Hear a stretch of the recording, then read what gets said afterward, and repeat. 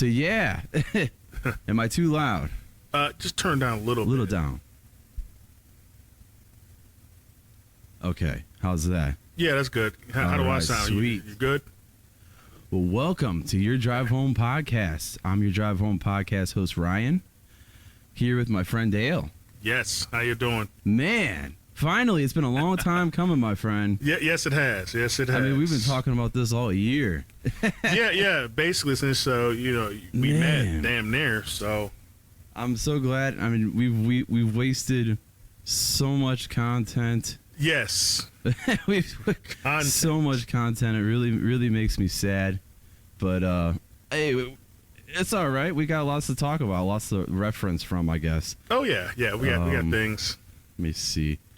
I'm a little gated there.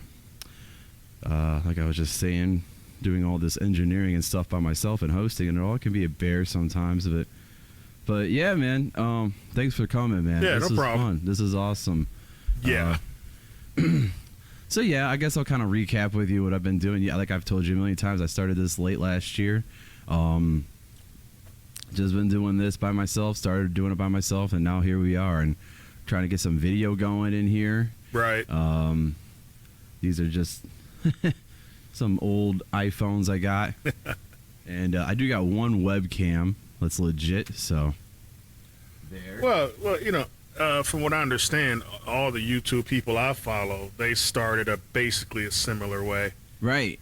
Yeah, You know. basically, yeah. Yeah, this is how it goes. Even out of their own mouths, sometimes they just can't believe they're still doing it. Right. It's like, I started this so long ago, I don't even believe I'm still doing this.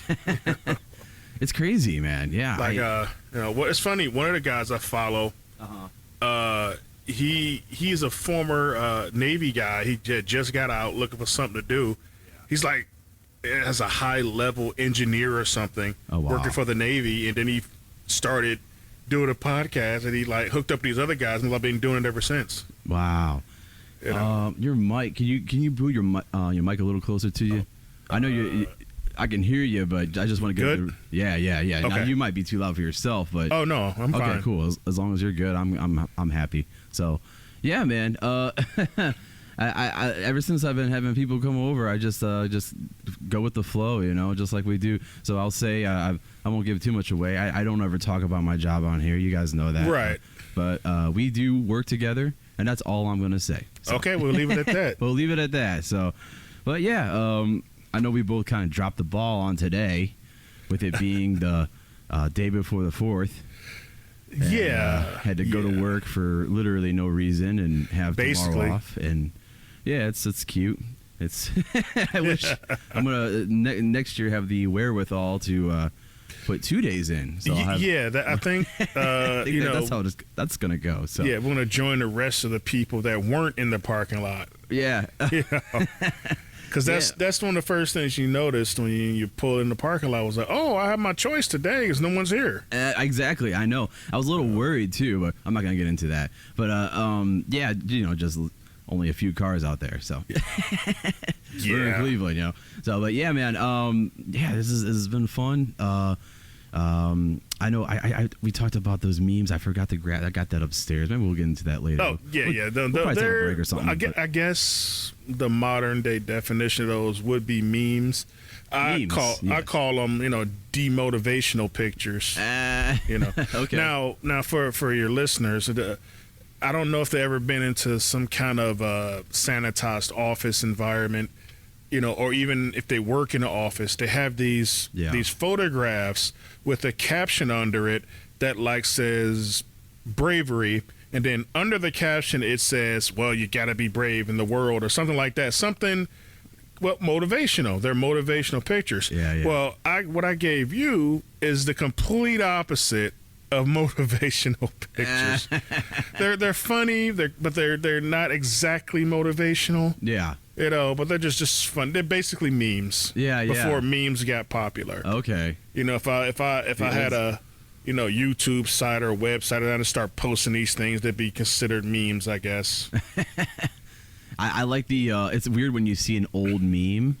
It unlocks a memory in your brain you didn't know was still there, and you're like, oh wow, I remember that. That's so old now. Yeah. Or you see some of these kids from memes when they were babies and now they're like adults and stuff. Yeah. That shows you how long they've been around. Did you hear about the dude that played the baby on the Nirvana cover? Yeah. He got mad.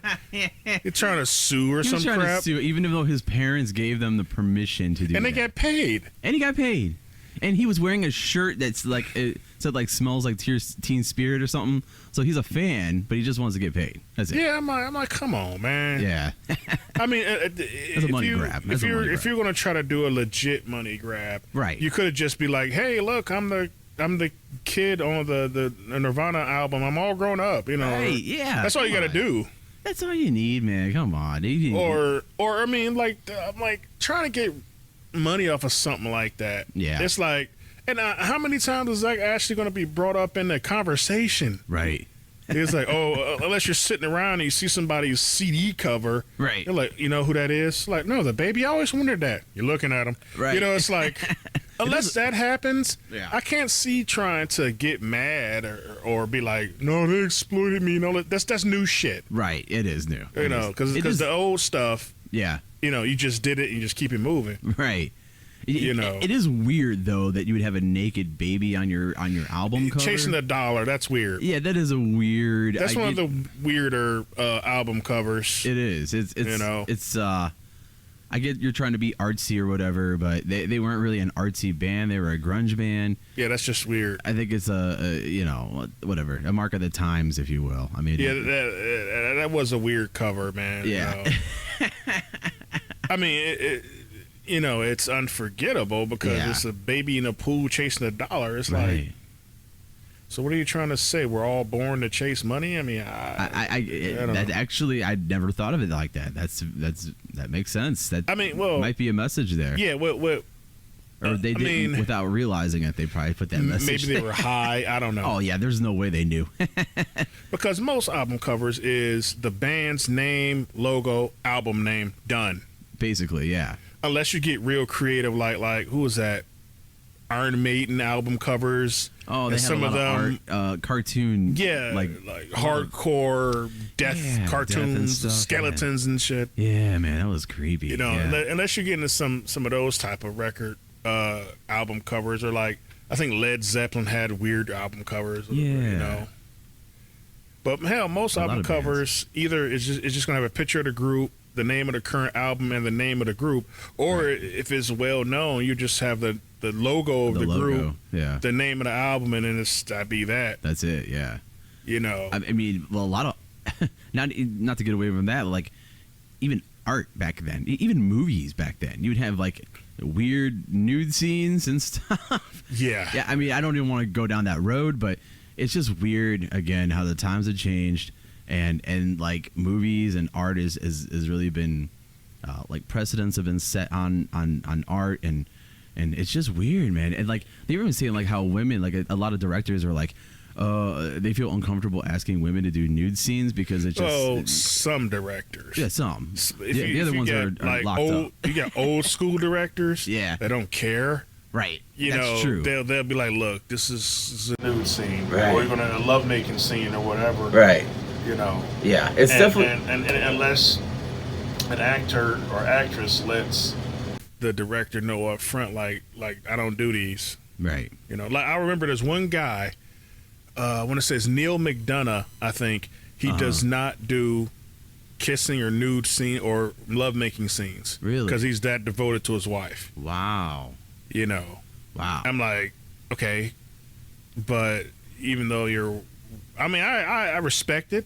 Yeah. That, you know, you don't want to do nothing like that, and you're that devoted in your marriage. You don't want nothing weird to come up. Sure. Because, you know, women can get, oh my God, did you like her better than me? And all this other kind of shit. Like, honey, what do I do for a living? Right. Right. You know, how do I know you're not acting with me? I'm like, oh my God, are you serious? You're still human though. Yeah, you have those emotions and jealousy still comes out, even though it's fake. And I would imagine being an actor, like you have some hot like actress or whatever, and like. But you know, it's like I'm still a man. I'm an actor, but I'm feeling things in real life right now. but you know, like, but still, you would expect more of that kind of thing out of a woman. Right. They get the feels and shit. With a guy, it can just be cosmetic. That's true. You know, That's we true. don't necessarily fall in love unless you're like That's true. young and new to all this. You'll fall over the first pussy you get. But like, dude, if you been out here, you like, okay, look, we're doing the scene, sex scene. I turn it on for you, and you make it look good. And okay, good. Let's put our clothes on. Go back to work. Yep. You know, and she's sitting all there like, oh my god, I felt so. And I was like, yeah, that's good because that means you made it look good. Yeah. It'd be sitting there if you're sitting there like a cold fish or something, you know, and it's like, okay, this isn't going anywhere. No one's going to believe that we're making love here, Yeah. you know. But that's the whole part of acting, you know. It's like, you know, like I'm pretty sure Chris Pratt doesn't like doing that kind of stuff, you know. Probably not. But I don't know. I don't know, man. I don't know. I mean, he's married too, but he's still a guy's guy. But he's married, and that's part of his job. That's true, And too. he doesn't. I don't think he gets carried away with it or gropey or nothing. He does whatever he's supposed to do.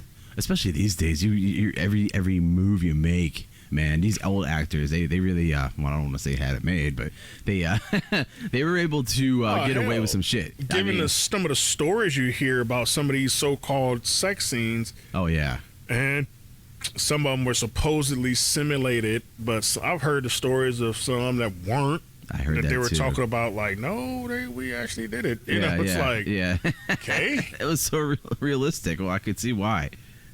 You know, like for instance, like you ever seen Monsters Ball? Yes. You ever seen like the extended cut of that? No. Or the X-rated, but dude, I saw that, and it was like you have to question, like, geez, is he really doing that? I mean, because the way they were doing it, it was like, dude, there's no freaking way that his cock isn't touching her butt or something. Man. It's like there's no way. Something, yeah. Like, dude, if he's not aroused and it's not really or bumping around, it's like that's a tough one to do. Yeah, that's hard to do. Like, dude, care. you get one of the most beautiful women in the world, and she's bounced up and down, and it's like it's hard not to. It's almost disrespectful, you know. Oh God. I think she might have expected that. Maybe, You know, maybe. Like, okay, we're doing a naked scene, no covers. Right. You know, not like. It was pretty pornographic. I remember seeing that when I was like maybe like in high school still. Like, when dude, that was out. the best part of the damn movie. The rest of the movie barely made any sense. It was really stupid. Yeah. Yeah, it was dumb. So, you know, he was that first time that man was like knocking it out. And I was like, dude, there's no way that's simulated. If it is simulated, I understand why she won an Oscar. Maybe they both should have won one. Right. I'm Man, like, Billy there's Bob, no way. man. He used to get all the women. dude. Angelina Jolie. He's a weirdo, but he's just that kind of guy. How did he do it? I don't know. He just has that chill demeanor or whatever. He's just that kind of guy. He just has that whatever. I don't know. It's crazy. You know, I don't know. He might dare you say he has that whole Denzel thing. Sure. You know? Yeah. Well, you might say maybe Denzel's better looking, but yeah, he he's just not a has handsome that. man. He just has that thing. Yeah. Yeah, it's You know. weird, man, and everything he does too, like Bad Santa, or I watched a show called Goliath. You ever hear that on Amazon Prime? He's a lawyer. Oh no, it's never heard really of good. It's really good. Yeah, I would check it out. You should check it out. It's good. But, yeah, but you know, like, just never heard. You know, he's just like, it's that kind of guy, I guess. Yeah, basically. Yeah, you know, man. he's like, but you know, it's funny. He's kind of like a lot of my friends, my real good friends. Yeah, women just like them. Yeah, and even they can't explain it. I can't explain it. Mm-hmm. You know, they just gravitate towards them automatically. Just like them. Yeah. Like even my boss at where we work, like him and his whole male. I joke with him, but I'm dead serious. Yeah. I say, dude, it's your family bloodline. Mm-hmm. Every man in your family can just attract women for no reason, just to just do. Yeah. You know, wow. And then he tells me stuff that happens all the time. Really? It's like, dude, I'm telling you, you don't believe it. It's your family bloodline. It's one of your family bloodline gifts. Yeah, there's something to that. Because like his brothers are like that. His sons are like that. He can, if he wanted, you know, well, it's not a choice. Women just gravitate. Yeah. Towards them. Not every man in his family acts on it. Yeah. But they can. true. Okay. I mean, I think now all of his brothers and him and other men in his family are married, but like his one oldest son is basically married. He's got a long-term girlfriend. Okay. But his youngest son used to be a player. Now he's finding one. Oh wow. But it's like they never have had ugly women. Yeah. They've never had to settle or scrounge or none of that. It's just these women like every man in his family. Wow. He's told me the damn stories about him and his family. Women just like him. Wow. And that's something that I could never fathom because it could be a good thing or a bad thing. I mean, well, it's always a good thing. Okay, well that's good Because if you're attracted to the right one. Because as long as women like you, they're not against you. True. They're not calling you a creeper or anything. Because I see what you're saying. Because nine times out of 10, they're coming up to them. True. They're not. They don't have to chase women. They're like they never had to chase women. They always had women just like them. Wow. And that's just something completely opposite to me in my life. Yeah. I've had to I never begged or anything, but it's like, dude, I had to work. I had work. back before I stopped giving a shit. Yeah. And that's what a lot of guys are doing these days. But it's like, dude, man, I had to work for it and kind of be charming and all this other kind of crazy shit. Yeah. I said, it's like that never happened for me. Yeah. My nickname back when I was a kid was Grandmaster Rejection, man. Oh, man. Shit was embarrassing. Ugh. Yeah, that's not fun. But it seemed like after I hit 21, all of a sudden I existed to women. Yeah. It's like, I worked at the post office years ago. But I had two women like hitting on me. Like my boss and a friend of hers that worked down there, they were sitting there looking at me in earshot. I can hear what they were saying. It's like, what do you think about him? Oh yeah, he's cute. My boss is like, come on, my boss, you're telling me I'm cute? Yep. What are you doing? That's funny. But because I didn't have a car at the time, I still, how old was I? I think I was at least 19. No, I wasn't that young. I was like 21 at least, 21, 22, 21.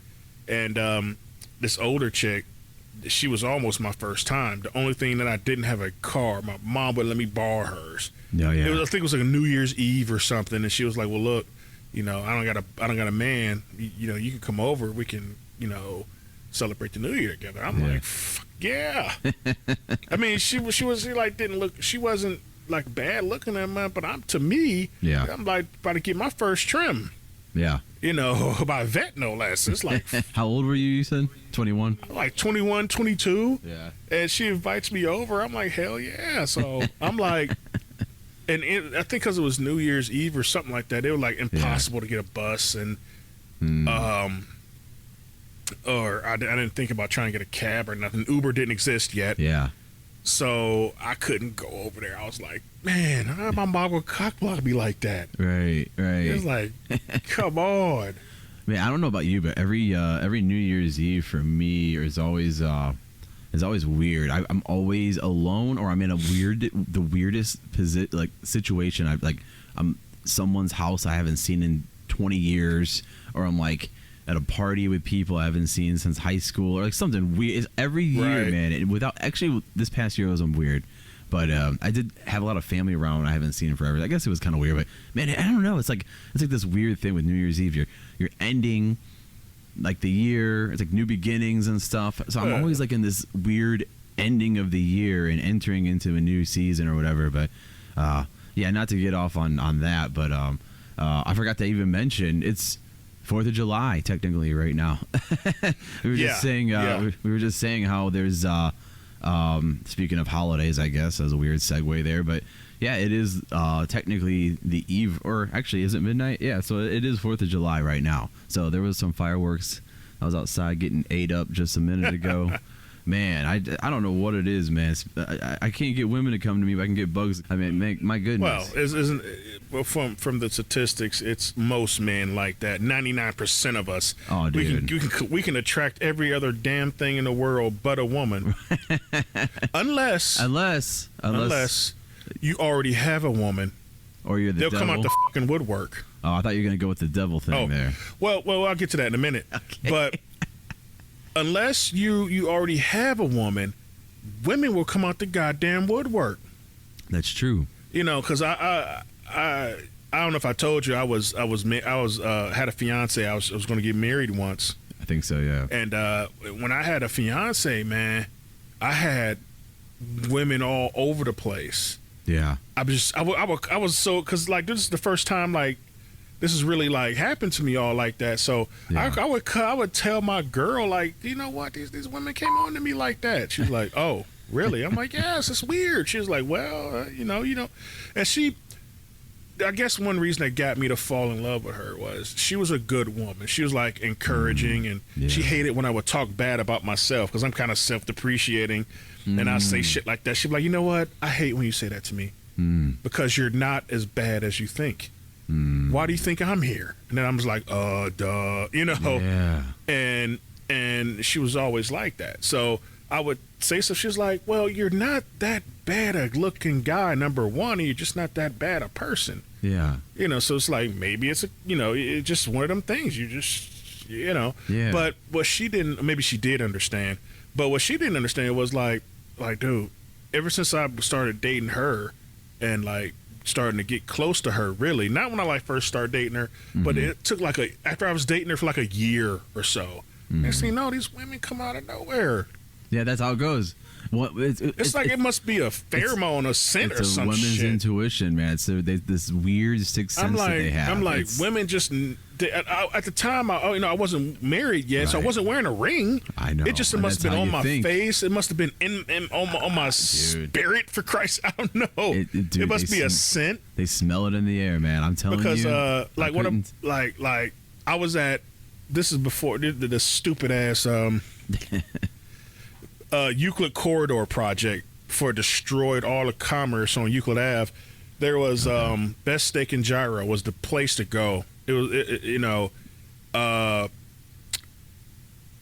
it was an awesome place. They sold food. The food was decent.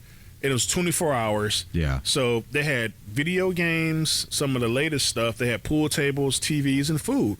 I think you couldn't get alcohol, but maybe, I don't remember. But they had like several pool tables. Once you come in the door, over here it'd be like the TV area because it'd be tables and TV where you can eat. Yeah. Then you had a pool table, and then pool tables going all the way to the back of the building. Other side was lined with arcade games. Yeah. So I'm on the further. It must have been a light night or a weird night or a Wednesday or something. So I'm on the pool table closest to the front door, so I can see all the people coming in. I was never down there at a decent hour. I was always down there midnight, 1 o'clock. Yeah. So I'm always in there when people are coming from partying and bars and stuff. So these two girls came in, and I think they was picking up their food, and I'm just sitting there on the pool table, just shooting around, minding my own business. Mm-hmm. And they came up to me, mind you. I didn't make a weird glance or hey baby, none of that. I'm just minding my own business. They came up to me like, how you doing? I'm like, I'm good. What's going? How you be? So there's like, they just started talking to me. I'm like, I'm just here, man. I'm like shooting a little pool. It's like, oh, you play? I'm like, I'll play. I ain't saying I'm good. I ain't got nothing to lie about. So she's like, okay, well, can you show me how to shoot? And I know what that meant. She wanted me to get behind her and show her how to shoot. Okay, yeah. And her friends looking on. I swear to God, in retrospect, if I wanted to, I could have knocked them both off. I could have took them both because they both was like, because they both was up on me. I'm like, kind of shit is. I'm like, where were y'all at when I didn't have a woman? Yeah, that's what I'm saying. Where were y'all at when I wasn't gonna get in trouble? And not just that, but where were y'all at when I didn't give a shit? Exactly. Now all of a sudden I do, and I find this comical. Yep. So I told my girl, I'm like, what happened to me tonight? Or the other night, she's like, no, what happened? Like, these two women came up on me. I guess after a while, she got tired of hearing about that. Yeah. But at least you're honest. But see, I told her this stuff, and this is, one of the things I really fucked up on. Yeah. But I told her, I'm like, look, I'm not that kind of guy. I don't have to hide anything or nothing. I want you to know. Yeah. Maybe you can get my back sometime, which, sometimes, like, she told me, we was at a bar once, and this chick was staring at me, and she was staring at her. I think they had some kind of stare off. I didn't see it because I'm sitting in front of her, and she's looking behind me, and this chick is, like, staring a hole through me. She's staring a hole through her, like, Yeah. And it's funny. So this the same night. We was in this club. It used to be called a boarding house down on Euclid and Ford. In the heart of well, not so much the heart of university. Yeah, it is the heart of University Circle. Mm-hmm. So I walked because the bathroom was like deep in the place. Okay. So I'm walking through and I see this chick with her man looking at me like, I'm like, get me in trouble with your dude sitting right there. Yeah. Not saying that back in the day I was like super buff or a hottie or nothing. I'm pretty much as I am now. Yeah. 100 pounds more, but man. But it's like it was just that thing. Yeah, it was just a thing. I always look at like situations like that, like a test, like okay, I got this awesome person, and then here comes someone out of the woodwork. What's that all about? And your humanly instinct is to react, as the animals that we are as men. Yeah. Oh yeah. And it's like, but then you go, wait a minute. There's some motive. There's always a motive with the women. There's always a motive there, and there's always man.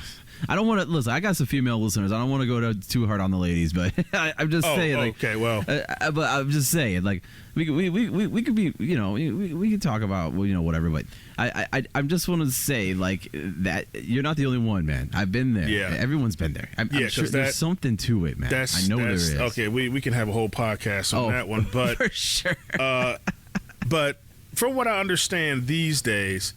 I don't want to go hard on the ladies once again. I want to scare away your female listeners. That's all right. Just throwing it out there. But it seems that women want the damn devil these days. What I mean by that is they want a guy that's over 6 feet. He makes over 6 figures. And this is kind of a dual one. He has more than 6 inches downstairs, and he has a 6-pack. Or 6-pack, yeah. It's like, so you look for the devil, you look for all 6s, huh? It's like, okay. That's the perfect analogy. To modern women these days, that's the perfect fucking guy. Yeah. But then again, here's the kicker to that. How many are you going to find with all of those attributes? Oh, for sure. I would say you might get 2. Yeah. You might get the guy that's over 6 foot. You might get the guy that's over 6 foot with a 6-pack. Yeah. Or you're gonna get a combination of the two. Yeah. Seldomly you're gonna get a guy that's over 6 foot, solid 6 foot, like you're 6'1" to 6'7". That's what I hear. They want a 6'1" to 6'7". Yeah. You might get the guy that's above average. Down below, over 6 feet or over. I mean, 6 inches or over. You might get that, and he might be 6 feet tall, but he might look like me. Yeah. Or you might get the guy that's making 6 figures, and hell, he might have a 6-pack, but he doesn't have the other 2. He's a little short and a little short. Right. But what they're looking for, there's a handful of guys that are all the way there, or you get the guys that's mostly there. Yeah. Let's take I hate to take an extreme example. Let's take like a Tom Cruise or a guy like that. I mean, the guy has all the charisma in the world. He's rich. He's good looking, even for his age. Yeah. But he's not tall. No. Like Tom Cruise is like 5'7", 5'8" at best. Yeah, he's short. Yeah. But if a woman meets a normal guy, he'll be like, oh my God, you're too short. Mm-hmm. The guy could be damn good looking, make a decent living. He may not be $100,000 a year, but let's say he's like 65, 70. Yeah. He maybe not necessarily has a 6-pack, but he's doing okay. He's not obese. Right. But they will still be like, nah, or they'll go with him and try to find somebody else while they're with him and cheat on him and monkey branch and all this other hypergamy. Then we get all that kind of shit. It is weird how rigid a lot of women are these days, and I will say I am too. I think a lot of men are too. I think. I don't think men are rigid. We never were. It's we take whatever we can get, especially us guys on the bottom of the barrel. Yeah. Like me, for instance, I only have one of those things going for me. I'm over 6 foot. I'm 6'6". Yeah. That's about it. Yeah. That's about all I got. Is going for me as far as being the damn devil. I don't have the rest. I'm not ashamed to admit it. Like, dude, I don't have the rest. I'm over 6 foot. That's about as good as you're gonna get. And Dude. you know, you have a bunch of guys that might have the height, but they don't have the rest. Right. They don't even begin to have the rest. That's true, man. Or you have the short guy that pretty much has everything else but the height. Right. You know, he has 2 or 3 out of it, but he won't have the height. Right. And women just shit on that poor guy. Can't get over it. Yeah. I mean, especially if he is not making the money. Right. Oh yeah. If he's not making the money and he doesn't have the personality, he gets no play. Yeah. Just because he's too short. Yeah. And he doesn't have the game or anything else. Yeah. You know, but let's just say like he's making $65,000 a year. Like, come on, man, that's not, or 70. That's 75%. Right. You know, he ain't making like under 30. Like that's not, or 20 or something. That's like poverty. Right.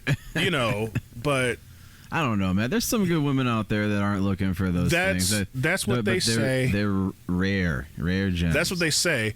But that I've heard that woman described as seeing a Bigfoot riding a unicorn. That's how rare that shit is. Yeah, these it's very days. rare. Yeah. Or you got the passport bros. They're telling you to run across seas and go find you a wife. I see all the videos about dudes got picked up these women overseas and they're just happier than shit. Yeah.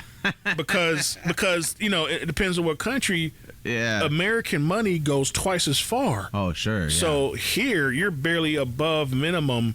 You know, you're barely above the poverty line, but take your money that you make here over there, you're in the middle class, the upper middle class, depending on how much you make. Oh, and it's so expensive. People spend thousands of dollars to get just a female from the Philippines or something over here. Oh, no. You never do that. On their visa and everything? Never, ever do that. I know some guys. You do not bring a woman from across seas, fresh off the boat, literally, over here. The American women will fucking ruin them. Yeah, I know. You be trying to get rid of her faster than shit. Oh, sure. Because you bring them over here, they will be corrupted so fucking fast. Oh, yeah, they're gone. Yeah. You know, it's like the story. It's like making a deal with the devil. Oh, it is. Well, they tolerate the man until they get here. They'll even marry the guy. Well, no. I mean, some of them might be genuinely maybe like if you are a passport bro and you go over there and you don't have the money to necessarily find a house, or you just going for the first time. Yeah. You not even know how things work in that country completely yet. Yeah. About getting property or renting anything or living over there. Yeah. So you meet a girl and she's nice and y'all hit it off and you just there for a week. Mm-hmm. You know, and you end up spending the whole week with her and you're like, damn, I like her. But now the dilemma comes, okay, look, I got to go back home in a week. And she's like, well, why can't you bring me? It's like, no. I can't do that. Because these women would destroy you. Yeah. I won't even like you no more. You'll be a different person if I took you back home with me. Yeah. Just because American women are so shitty. Yeah. You know, especially if you were out and you just went out to explore and you start talking to these goddamn American women. It's like, well, why are you here? Well, I'm here with my man or whatever it is. Oh my God. And you start filling her fucking head, all this weird shit. And she's a different woman. Yeah. But your best, the thing to do is either you stay over there or you just visit as much as possible and leave it at that. Because or your best bet is to move. I know it's fucked up to leave your home country to move somewhere else just for the sake of trying to find a wife. Yeah.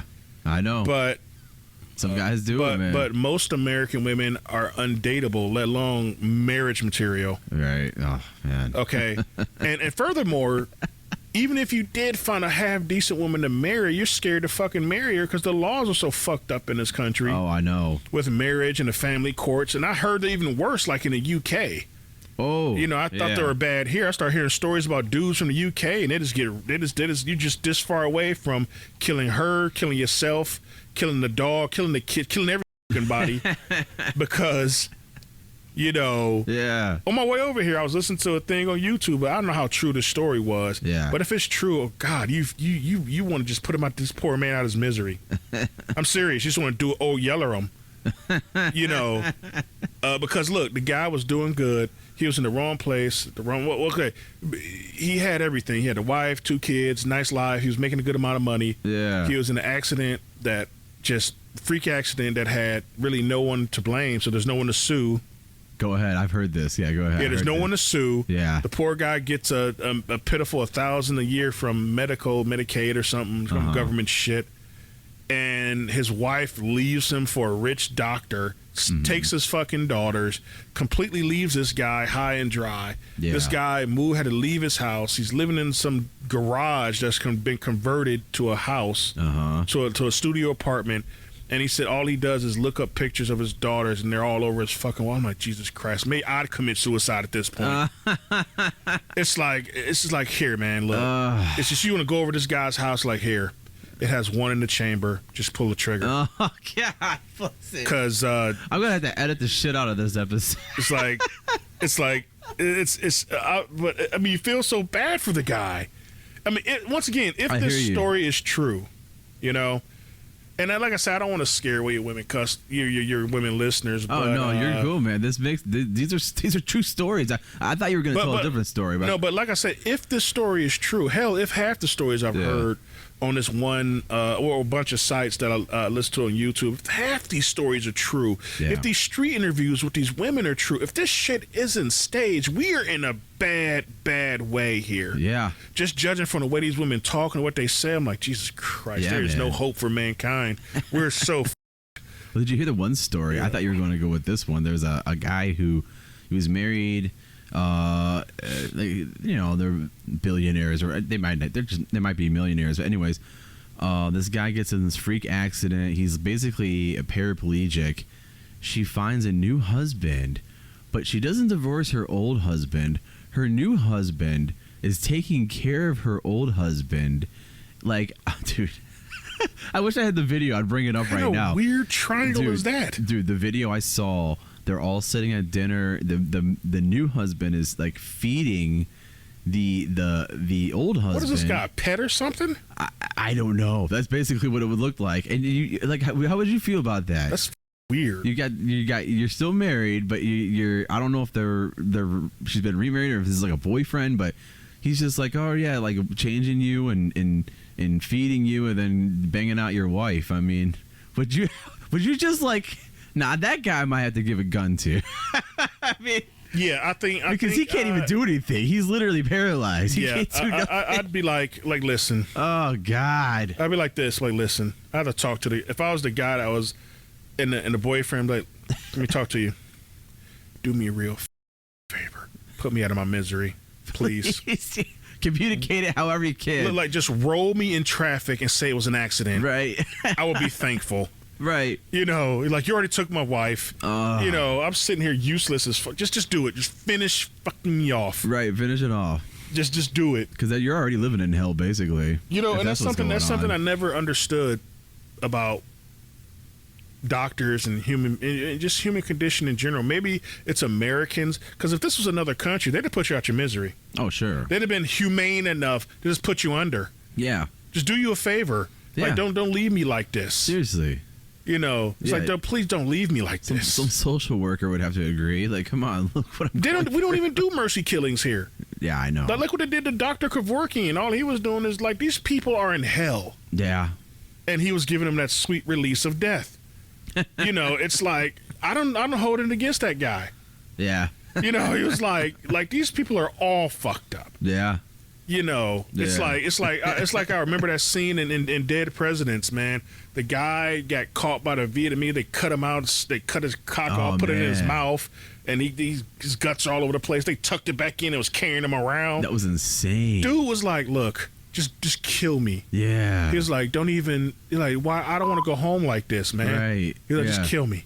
Because they basically castrated him, put his own cock in his mouth, and his guts are hanging out.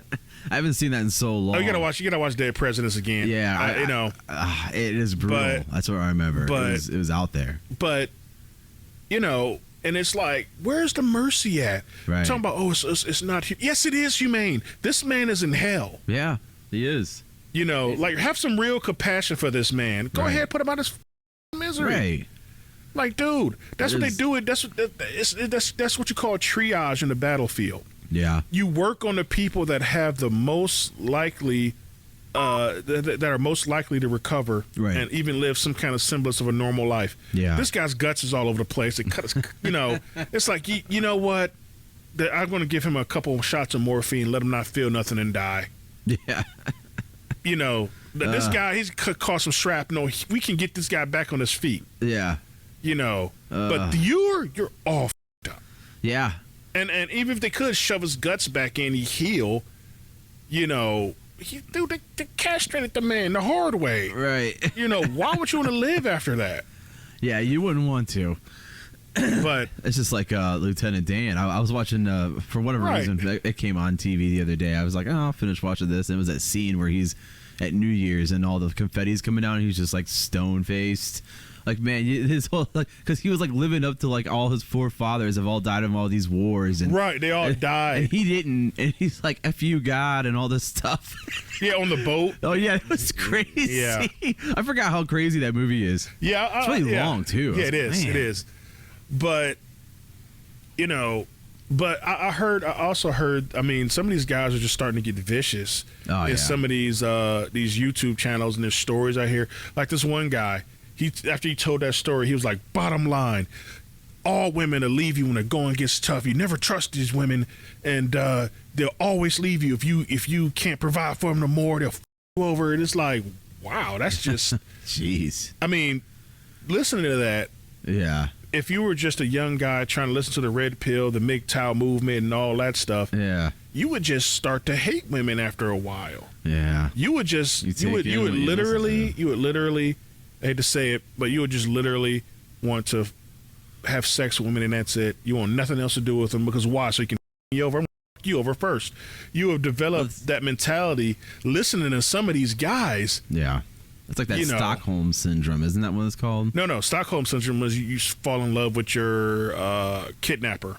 Oh, that's different. Okay, that could lead to Stockholm syndrome. Though. Well, not necessarily. I mean, it's different if you. I was thinking of a different word. I can't. No. If you can't leave, or that's Stockholm syndrome. If you're. Is that what a what do you call those? A incel? Is that what that is basically? No, kind of, sort of, yeah. That's what okay. Incel That's is. the word I was looking for, not Stockholm syndrome. No, incel. I hear these that's kind of what an incel is, but men going their own way. Yeah. The MGTOW movement is a little different. Yeah. Because they're basically men that have just got tired of dealing with American women or Western women because the way they are these days, and they just like, dude, I'm not gonna live up to your expectations. One of the craziest as they are, or they're just so nasty and unapproachable that, and they just look down on you because you're not, 6'6", six pack, 6 inch long, freaking slong, 6 inch, or foot, and you don't make 6 figures, then you're just not getting no damn women. Yeah. Unless they're professionals. Right. So I guess some of these guys, and even some of the guys that probably have at least 2 out of the 4, or maybe even 3, they just don't want to deal with these women because they're just. What are you getting? Yeah. In a relationship with these women for? They don't want to cook. They don't want to clean. They don't want to do jack shit. You can't tell them shit. They don't want to listen to shit. But they want you to listen to every goddamn thing they say. Yeah. They want you to do everything for them, but you get jack shit in return. And I love, my favorite way I've heard relationships these days put is this. If you're ever a business person, what good business person would enter into a legal contract, a deal that does not benefit them or their company? Why in the fuck would you do that? Yeah. Okay, let's look at marriage. Why in the fuck would you marry a woman where you get no positives from that contract that you're signing? Yeah. This deal you're making. They want the devil, but shit, marrying them these days is like making a deal with the devil. Basically. You don't get nothing out of it in return eventually. Because look, let's break it down. You get married to a woman. What is she going to do? Or what can she do? You can't do shit about. She can get fat and unattractive. You didn't marry that. Oh, shit. She can get bossy as fuck and not give a shit about you. You didn't marry that. She might have started cooking and cleaning. All of a sudden, she don't do that. Yeah. She barely takes care of the kids and wants you to do that. She wants you to do every thing around the house. And you say anything, you try to go do something else. Oh, we're going to divorce you. Take half his shit. You never see your fucking kids, and she might even take the dog. Where is the positivity? Where's the good things for you as a man in that contract? Right. And on top of that, the government, who you're making this contract under, is all on the women's side. Oh, for sure, yeah. All they got to do is drum up some fucking tears. Well, you know, I don't get along with him no more, and gone. Yeah. Ghost. Yeah. Off to the next fucking guy to ruin his life. Yeah, basically, yeah. You know, I'm sorry. All you got is a sweaty box that you might get on occasion, on your birthday, maybe. Yeah. But before this, you were having sex all over the place. You had sex in the church pulpit, for Christ's sake. Oh, Jesus. But all of a sudden, you don't get none of that. You can't even sniff the pussy. So where is the positive for Ryan Corp or Dale Corp? And I'm trying to make a deal with you. We were signing the contract literally before man and God. Yeah. Where's the positive at for my corporation? It just does not look good for Dale Corp. It doesn't. Signing this contract. Right. Now, I'm not going to lie to you. I'm not going to get down on women completely. I was falling in love because my fiance, because she told me she loved me first. Yeah. Which I told her the truth. I'm like, honey, look, I can't lie to you. I'm not in love with you. Not to say I will never get there, but you want the truth, right? Or do you want me to lie? She's like, I want the truth. Not saying that I don't like you, which I think is more important. Because I could say I love you right here and now, but what does that mean? I don't even like you. Yeah. How would you like to wake up with me one day and then just realize I can't stand this motherfucker? I can't stand the way he chews toast. Yeah. How would you like to wake up on some shit like that? Yeah. So, yeah, we dated for a while. We dated for like 5-6 years. Yeah. 7. I think we dated for 7. It was like engaged. No, it was engaged. We dated for 5. Maybe it was engaged for 2 or 1 or some shit like that. Yeah. But, you know, I eventually grew to love her, though. That was the thing, right? You know. Yeah, that could be kind of dangerous. Well, I mean, I don't know. I think that might be the way to do it. Well, actually. that's the way people do. That's the reason we spend time with each other as friends, as girlfriends. The whole love at first sight thing. That's bullshit. People are so overly romanticized. Like, I didn't like that my sister just got married recently, but I think she even knew the guy a whole like 2 years or even a year and a half, 2. I don't know how long they knew each other, but it wasn't that goddamn long. Yeah, they just got married. But, and I try to tell her these things. I'm like, look, I told her that scenario, like, you don't want to wake up one day and just discover you can't stand him. Yeah. That's a bad thing. Yeah. To wake up one day and be like, you know, I just can't stand you. Yeah. You know, in the back of your mind, you're like, I can't stand him. I don't even like him. And I've always said that love, I think people got it backwards. They think love is strong and all. No, it's if you even like this person. Mm-hmm. If you even like spending time with this person. Because how do you think you form good friendships? Like, I got a friend of mine, I've been for over 30 fucking years. Yeah. Me and him been like brothers. I've known him over 30 years. I don't think we'd have got this far if I didn't like him. Yeah. Now, yeah, sure, I love him like a brother, but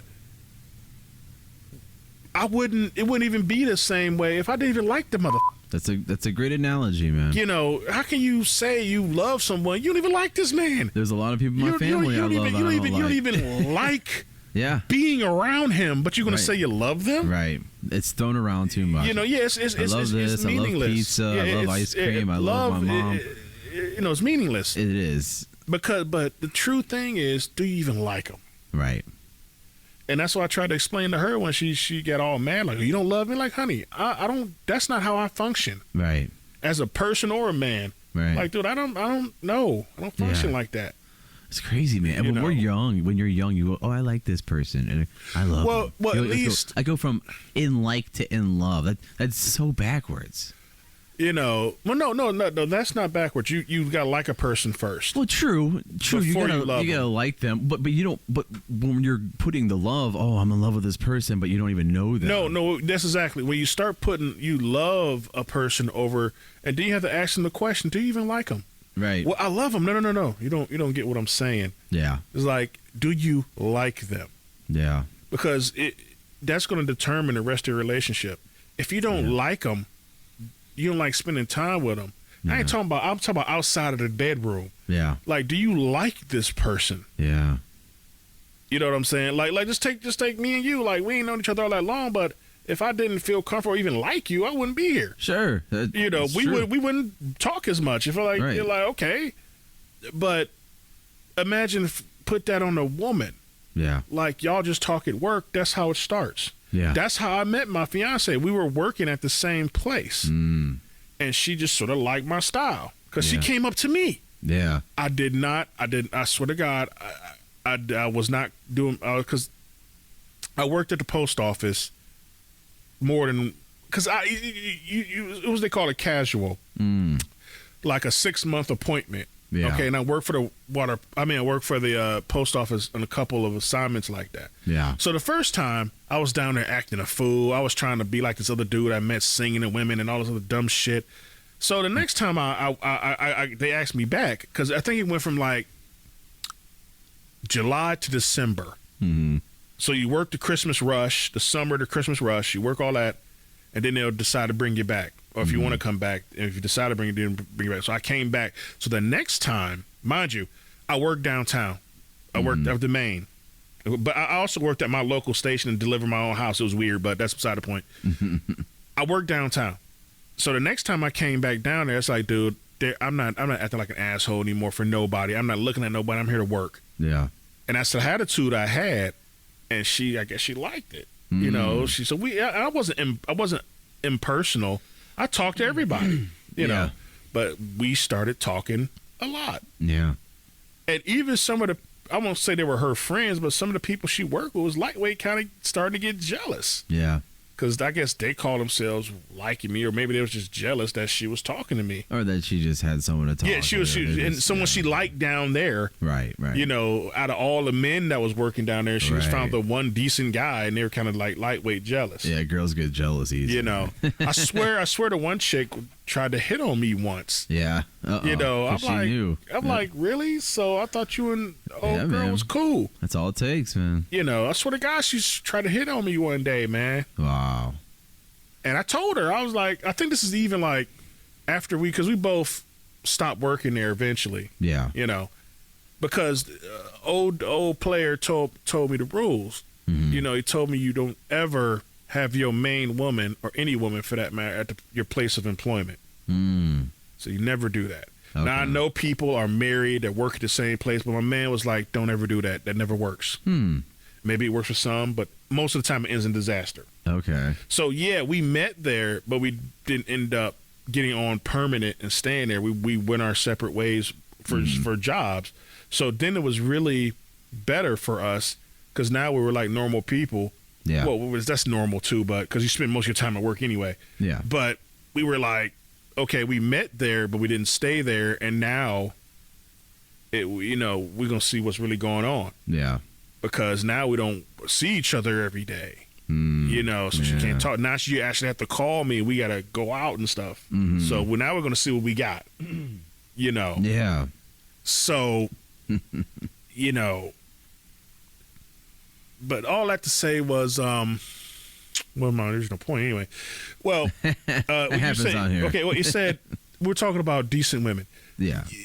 I will say, yes, she was a decent woman, good woman, and I started to fall in love with her. Like I said, I didn't love her off rip because that's just not how I was built. Yeah. And like I say, I may not have had a father, but I've had plenty of men over the years try to teach me things about manhood. Yeah. And that was one of the things. And even my own mother was about trying to have me be my own man. She taught me all the domestic shit. Yeah. You know, about keeping the house and all that kind of stuff. Right? Yeah. So I wouldn't need a woman. Now, don't get me wrong. I'm not a gourmet cook or anything. I ain't going to starve either. Yeah. You know, so she made sure I didn't need a woman. Yeah. Right? And she also gave me, advice and stuff about just look at some of the guys you know. You never move in with a woman. My mother told me this, not a guy. Oh, mom told me this. Yeah. She said, look what happens when you move in with women. It never goes right. This is a woman telling me this. Yeah. My mom is like one of the realest people ever. She's old school. She ain't telling you that bullshit that that women get told these days by other women is feminist shit. Yeah. And if you want to be technical about it, my mother was like a feminist pioneer. She was one of the few women in the steel industry that still work there. She been in the steel industry for as long as I am old. Oh wow. So my mother was an original feminist type of pioneer. She had a piece of shit dude in my father. Now as much as I love my mother and all positive, I have no idea what happened with my sisters or why they're here. Yeah. Don't ask me about that. That's a whole different subject right there. I don't even know how that happened. But as far as my father goes, it was one of them innocent things. My mother she wasn't young and stupid, but she thought my father was a good guy from good stock because he was literally the son of a preacher man. I don't know if you ever heard of that song before. Yeah. He was literally that. Literally the son of a fucking preacher man. Okay, Jesus, how much better you think a guy is? Yeah. But my mom was like the realest ever. So she taught me how to be self-sufficient, and even taught me a couple things that you won't hear unless you hear from an old school woman about women these days. They'll feed you bullshit about women these days. A mother to a son. Yeah. You know, who really don't know nothing about it. Now, of course, my mom doesn't know about being a man, but she knows enough about women. Yeah. And she's not afraid to tell you the truth about women. She wasn't trying to sugarcoat the shit. Right. She was like, not trying to say women are terrible, but she was like, son, women aren't angels that you think they are. Yeah. They will fuck with you. Yeah. So having learned all that, like, dude, I knew better to fall in love with the first piece I got, which she did take my virginity. I'll tell you that. Yeah. But well, I put it to you like this. Her friend thought I wasn't a virgin. Her friend thought I was lying to her because he told her about some of our sexual escapades. She's like, there's no fucking way he's a virgin. Like, no, I am. I'm just very eager. Yeah. And I have a lot of things in my head. Yeah. I watched a lot of porn. Okay, and I just wanted to try shit. I wanted to experiment with shit because I never did it. I'm like, all I saw was pictures and videos and shit. I want to do this shit. Yeah. I'm like that. I'm like, yes, let's do it. And my problem was, like I told, I'd never had a willing participant. Now, it might not have been her, like that. It'd have been that chick on New Year's. It would have been her. Yeah. She shouldn't have felt that flattered that she took my virginity, because my virginity is a very fragile thing to me. It didn't matter. Whoever wanted it was theirs. Oh, for sure. I'm not a woman. That's not the highest. I was trying to lose that shit as fast as I could. Yeah, men are so different than women, and it's funny. Like I was raised in a very conservative, not very conservative, but definitely a Christian household. And I remember like going to like youth things growing up, and they'd be like, "Oh, your virginity is the most important." And like even then, being exposed to that atmosphere, I still didn't give a shit about my virginity. All the girls there, they'd be like, "Oh yeah, you could be a virgin again, and Jesus can grant you a virgin's heart, and you can be and blah blah blah." Yeah, like, there's no such thing. There's no such thing, and who cares? You can sure you can be a born again Christian. All that's fine. Sure. Let's face it, honey. You're not replacing the hymen. No. You're not doing that shit over again. No. Well, and I will say this. I did. A church brother told me this. Yeah. He told me, maybe I think it was too late, but he still told me. And what he said was still the fucking truth. Yeah. And I would tell this to anybody. Is if you can, be a virgin.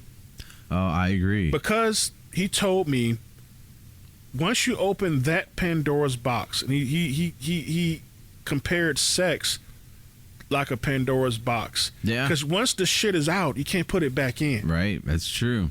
And he said, as far as men goes, he's like, that's one of those things that you have to battle yourself about is sex, because it's just one of those things that men crave. We want it. Yeah. We like it. We want to do it as long as we can. Right. We really created drugs and shit just so we can keep doing that as long as we can. Well, look what happened to De Niro and they're in the 90s and wait a minute, De Niro and his cohort Al Pacino. Al Pacino, they both get fucking kids. Hoo-ha. It's like you're 90, man. Their daughters, their own daughters are older than their wives. Yeah, it's like Jesus Christ. that is gross. But that shit goes to show It shows you. It's something, dude. My grandfather. That he told me, like, geez, if you could hold that off as long as you can, the better you be.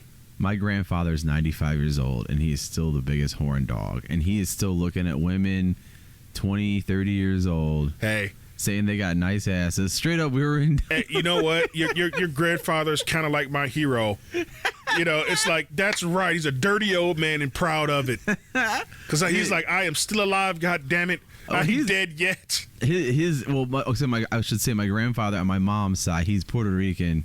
He's full-blooded Puerto Rican. He's been married a bunch of times. He's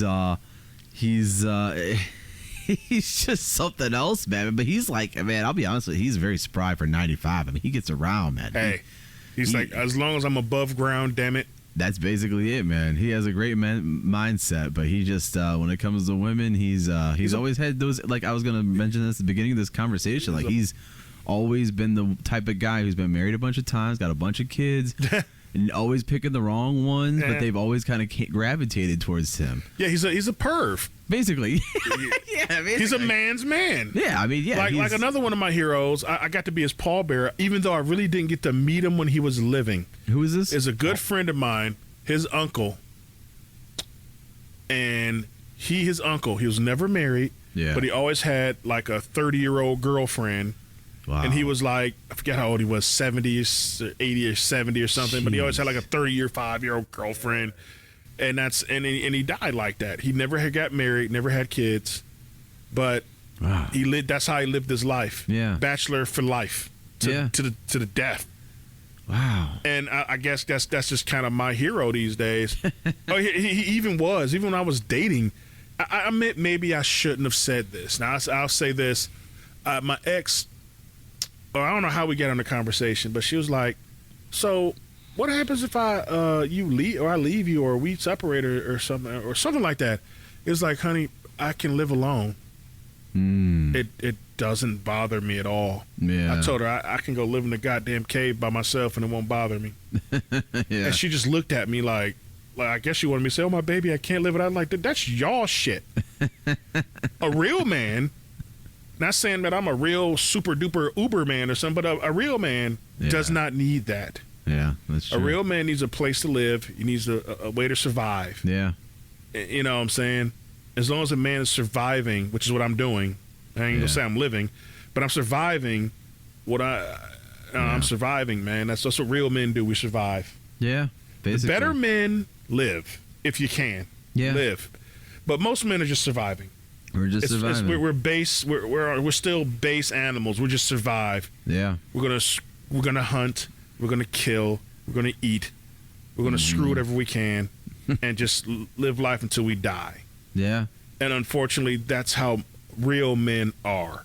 Yeah. Who function off their instincts, like the animals that we are. Yeah. All of us, humans are animals in general, but men are real animals. Real men are animals. Yeah. We do just like any other animal out there, dog, pig, lions, whatever you want to compare us to. Yeah. We are that animal. Mm-hmm. This is how we function. It's how men function. This is how all males function. Yeah. In the animal kingdom as well as ours, this is how we function. It's how men function. Now, granted, I was gonna say there are some guys out there, man. No. There are people that's going to disagree with me. Oh, you're just a knuckle dragging Neanderthal. I'm like, aren't we all? I'm like, oh, you say a real man? Is this like? Look, honey, I'm talking about a man. What I define as a real man is a man that lives by his instincts. Yeah. Just as God intended. Yeah. A male to do.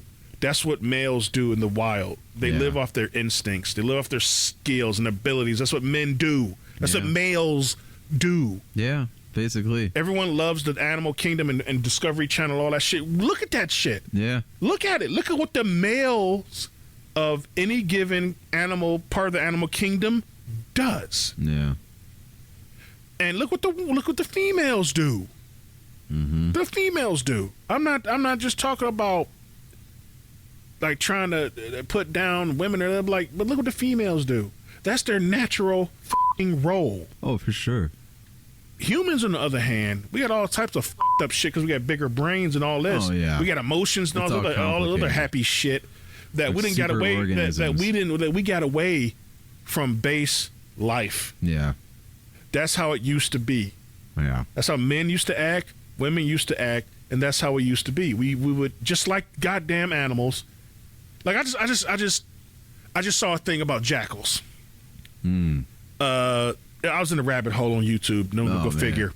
But I was watching this thing about jackals. Mm-hmm. Jackals do work in packs.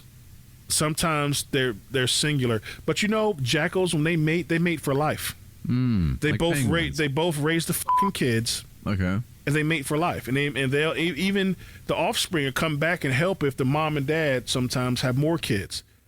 Jackals are more family than fucking humans are. I was just watching this, just riveted, because I didn't know jackals made it for life, like some birds and shit, like they'll mate for life. But yeah, they can be solitary, they can mate for life, and they can work in packs. Yeah, and jackals are a very versatile animal. I couldn't pick one out of a lineup right now. Well, jackals are of the dog family. Is it kind of like a hyena? No. Hyenas they had hyenas in most things are huge compared to jackals. Jackals are closely related to your medium-sized dog, like a German Shepherd, a little smaller, or like a mix between a fox and like a German Shepherd. Okay, I was gonna say not exactly as big as a wolf, not exactly big as a hyena. None of those. They're bigger than a fox, bigger than a coyote, or as big as they're all in the same family. The canine, the canid family. Yeah. They're of that family of dogs, wolves, coyotes, and foxes. They're of that family, but they're basically wild dogs when you get down to it. Okay. But it's not that big, but they're compared to speaking to other animals, they're maybe not as formidable, but there's enough of them and they can be trouble, as with anything. Yeah. But I was looking at this thing. I was like, God, look how big that hyena is compared to this jackal. The jackal is not that. Like I said, most jackals, I think there's 3 different species of jackals, and like the biggest one gets as big as a German Shepherd. Oh, maybe, wow. Maybe that's as big as jackals get. Huh? So we're not size. We're not even talking about as big as a big alpha wolf. Yeah. Or we're not talking about even an Irish wolfhound. We're not even talking about any of those big dog breeds. They don't even that nowhere near that big. Okay. Like a hyena. I didn't realize how big a hyena was until I saw it compared to a jackal. Yeah. Like, damn, that thing's huge compared to that. But I guess I've just never seen one, so I would have to. I remembered a jackal is an animal. I just kind of forgot over the years what it was. So I looked up jackal, and I was like, oh, right, this is a member of the dog family. I forgot.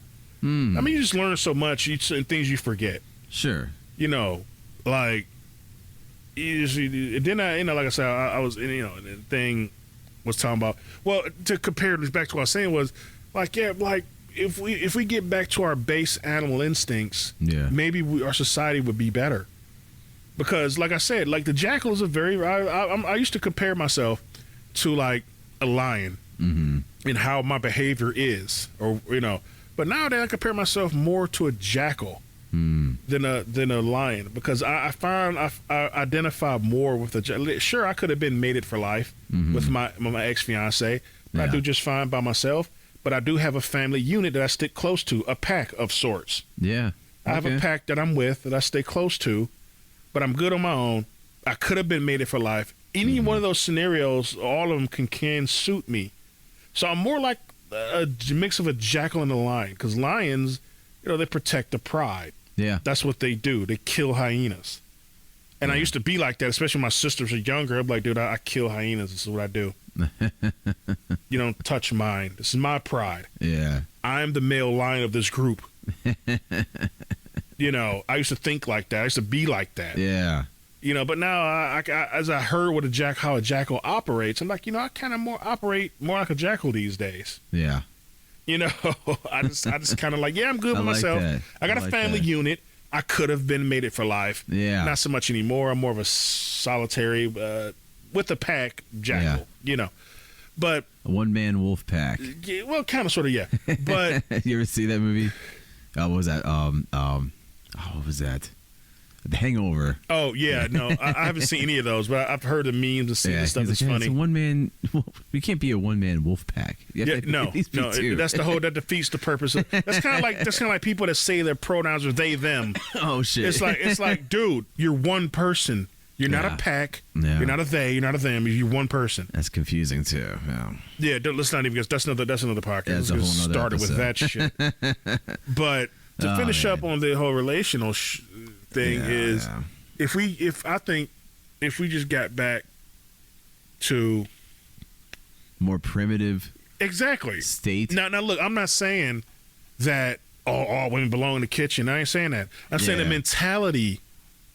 If we had that mentality, at least the very small vestige of that mentality. I ain't saying that everything literally has to reverse back to the 50s, but I'm saying at least if a woman respect a guy, just because he's a decent person, which is something I don't think we can do anymore. We just don't respect people because they're decent people, especially like in relationships, especially with Western women.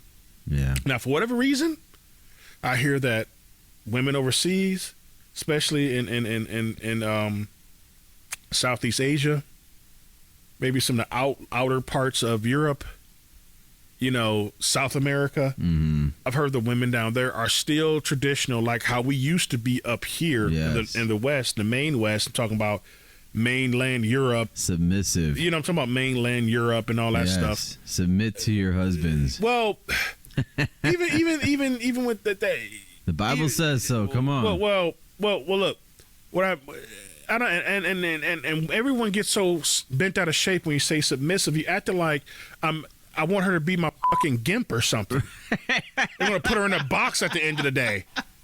She's in leather, got a leather mask with a zipper mouth or some shit. Right. I ain't talking about that. All submissive means really is respect. Right. At the end of the day, that's all submissive really means, and that word shouldn't be used anymore. You should submit or be submitted. No, just respect your husband. Yeah, it needs an update. Yeah. Especially if the man has already decided to give everything to you, his heart, his money, his time, everything. Yeah. Maybe you should respect just a little bit of what this man is trying to say. Yeah. Maybe you shouldn't dress like a slut when you go out. At least that's a little bit respect you can give this man. No, like a while back, we went to a little rib thing in Berea, the Berea Fairgrounds. Oh yeah, you told me this, yeah. And we sat down at this picnic table, and I looked at the picnic table directly across from us, and I just saw this little family. There's a guy, his wife, and he had like 2 or 3 kids.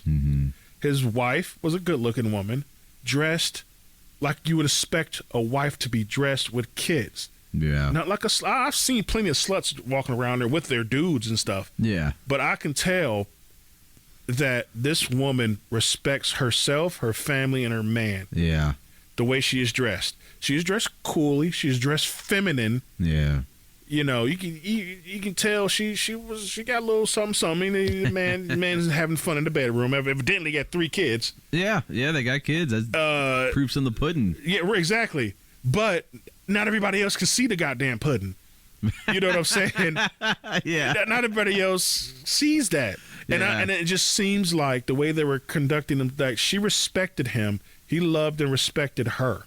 Yeah. That shit is a rarity. Even in that little microcosm of where we were, the fairgrounds. Yeah. You can look around at some of them other tables. That they didn't have that same vibe. Yeah. Maybe I was wrong, maybe I wasn't, but I can just tell the way that woman was with that man, the way she was dressed. Yeah. It's like, you don't respect him. Now, I don't know how long they were dating, if it was just their first date or whatever. Yeah. But, like, dude, if you have any time with this person, especially if you're talking about you're married to this person, you got kids running around, your mom looks like, oh, God. It's like, have some respect. It is weird, man. For yourself, for your kids, and your man. I see that all the time, and I couldn't imagine or even being a kid and my mom being dressed that way. I mean, my goodness, but that's what these kids have to deal with these days. Yeah, these boss bitch moms and all this shit who do OnlyFans and all this shit. Like, dude, your mom's a slut. Look, I can show you. You know, like, and they don't give a shit about these kids that have to deal with that. I was seeing this girl a couple years ago, and she had a kid, and we were kind of dating, I guess, and she had just had a kid. And anyways, only reason why I bring her up, she kind of just does what she wants. We were talking, and long story short, it got to the point where I was babysitting this kid. Like, literally, she'd be at work, and I had the kid watching someone's bastard child. Yeah. And it got to the point where I could tell that she wasn't actually interested in me, just wanted to use me. Long story short, she came out, she was a lesbian. She's now she has a girlfriend. I actually saw her this weekend. I was playing a gig in Tremont, and I was at Barrio, and I was sitting there, and I just saw her and her lesbian girlfriend walk by. Whatever. I hope everything's going great for them, but I'm just thinking, like, where's your kid at? Like, it's not school. This was like maybe it was Friday. I forget what day it was. Saturday? Maybe Saturday. It's summer. Your kid is out of school.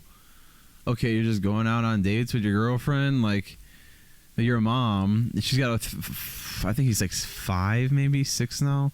I don't know. Hey, whatever. I just saw that. I'm like, you know what? This girl's just gonna do what she wants for the rest of her life, and that's just who she is. And yeah, and then they wake up one day and wonder why the fucking kid hates them. Right? Yeah. Oh my God, why doesn't my kid like me? It's like, because look how you did him. Yeah, you put him in front of an iPad and you slam the door and you and your girlfriend hang out and leave him by himself. You know. Yeah, she was trying to basically get him a sibling with me, and that was it. That was the only interest that she had in me at all. So straight up, you know, when you dealing with women like that, man, that just puts. You want a drink or something? Me? Want a water or something? Yeah, sure. Yeah. What do we got here? We'll do that. I'll grab some. But yeah, you know, well, once again for the audience, Sprite. Yeah, once again for the audience, we're not trying to shit on women completely, but I'm just a real person trying to let everyone know that, like, look, y'all are not angels no more than we are. You know, let's be real. You know, like, I'm a realist. Right. I don't live in a fantasy world as much as I would like to. You know, I don't do drugs, so I'm pretty much in reality most of the time. Yeah. So let's just be real. That's just me. Yeah. Maybe you like me, maybe you don't, but you know, I don't know. Maybe you want to segue into something different here. Yeah, man. Hey, we can talk about that forever, but I didn't have too much planned. I wanted to start doing some segments, man. I can't think of anything. I was like, I want to start maybe doing like this day in history. Oh, like that. Right. Yeah, something like that. But I already know what today's history is. Well, it's the 4th of July. It's the simplest thing. Well, we could start with that if you like. Yeah, well, I did look that up. And from what I remember from the top of my head, it was like, I think on... What was wild, it was just a short little paragraph I read. It was like George Washington walked out on a horse. He roared out on a horse with his sword drawn in front of the Massachusetts. I feel like you know more history than me. But it was it's on my phone. I have my phone over there on my cheat sheet. But basically declaring man, this would be better if I had my phone in front of me right now. Well, we can, okay, like, so a lot of people, well, we can get this out the way. Yeah. Yes, so the forefathers weren't angels either. No, not at all. Yes, some of them owned slaves or whatever. But I think the one thing that I would like people to take from Independence Day, especially this day and age where everyone fucking hates their own country. Yeah. And to those fucking people, I say, get the fuck out. Okay, I'm just gonna let everybody know this. I am a black man in America. Okay, so yes, it's coming from a black man in America. If you don't like the country you live in, get the fuck out. Preach. Because yes, this country has had all types of problems, still does. we've had our share of racism and slavery, and we had our experience with that. But here's the kicker with that: we aren't still slaves. We at least abolished that in this country.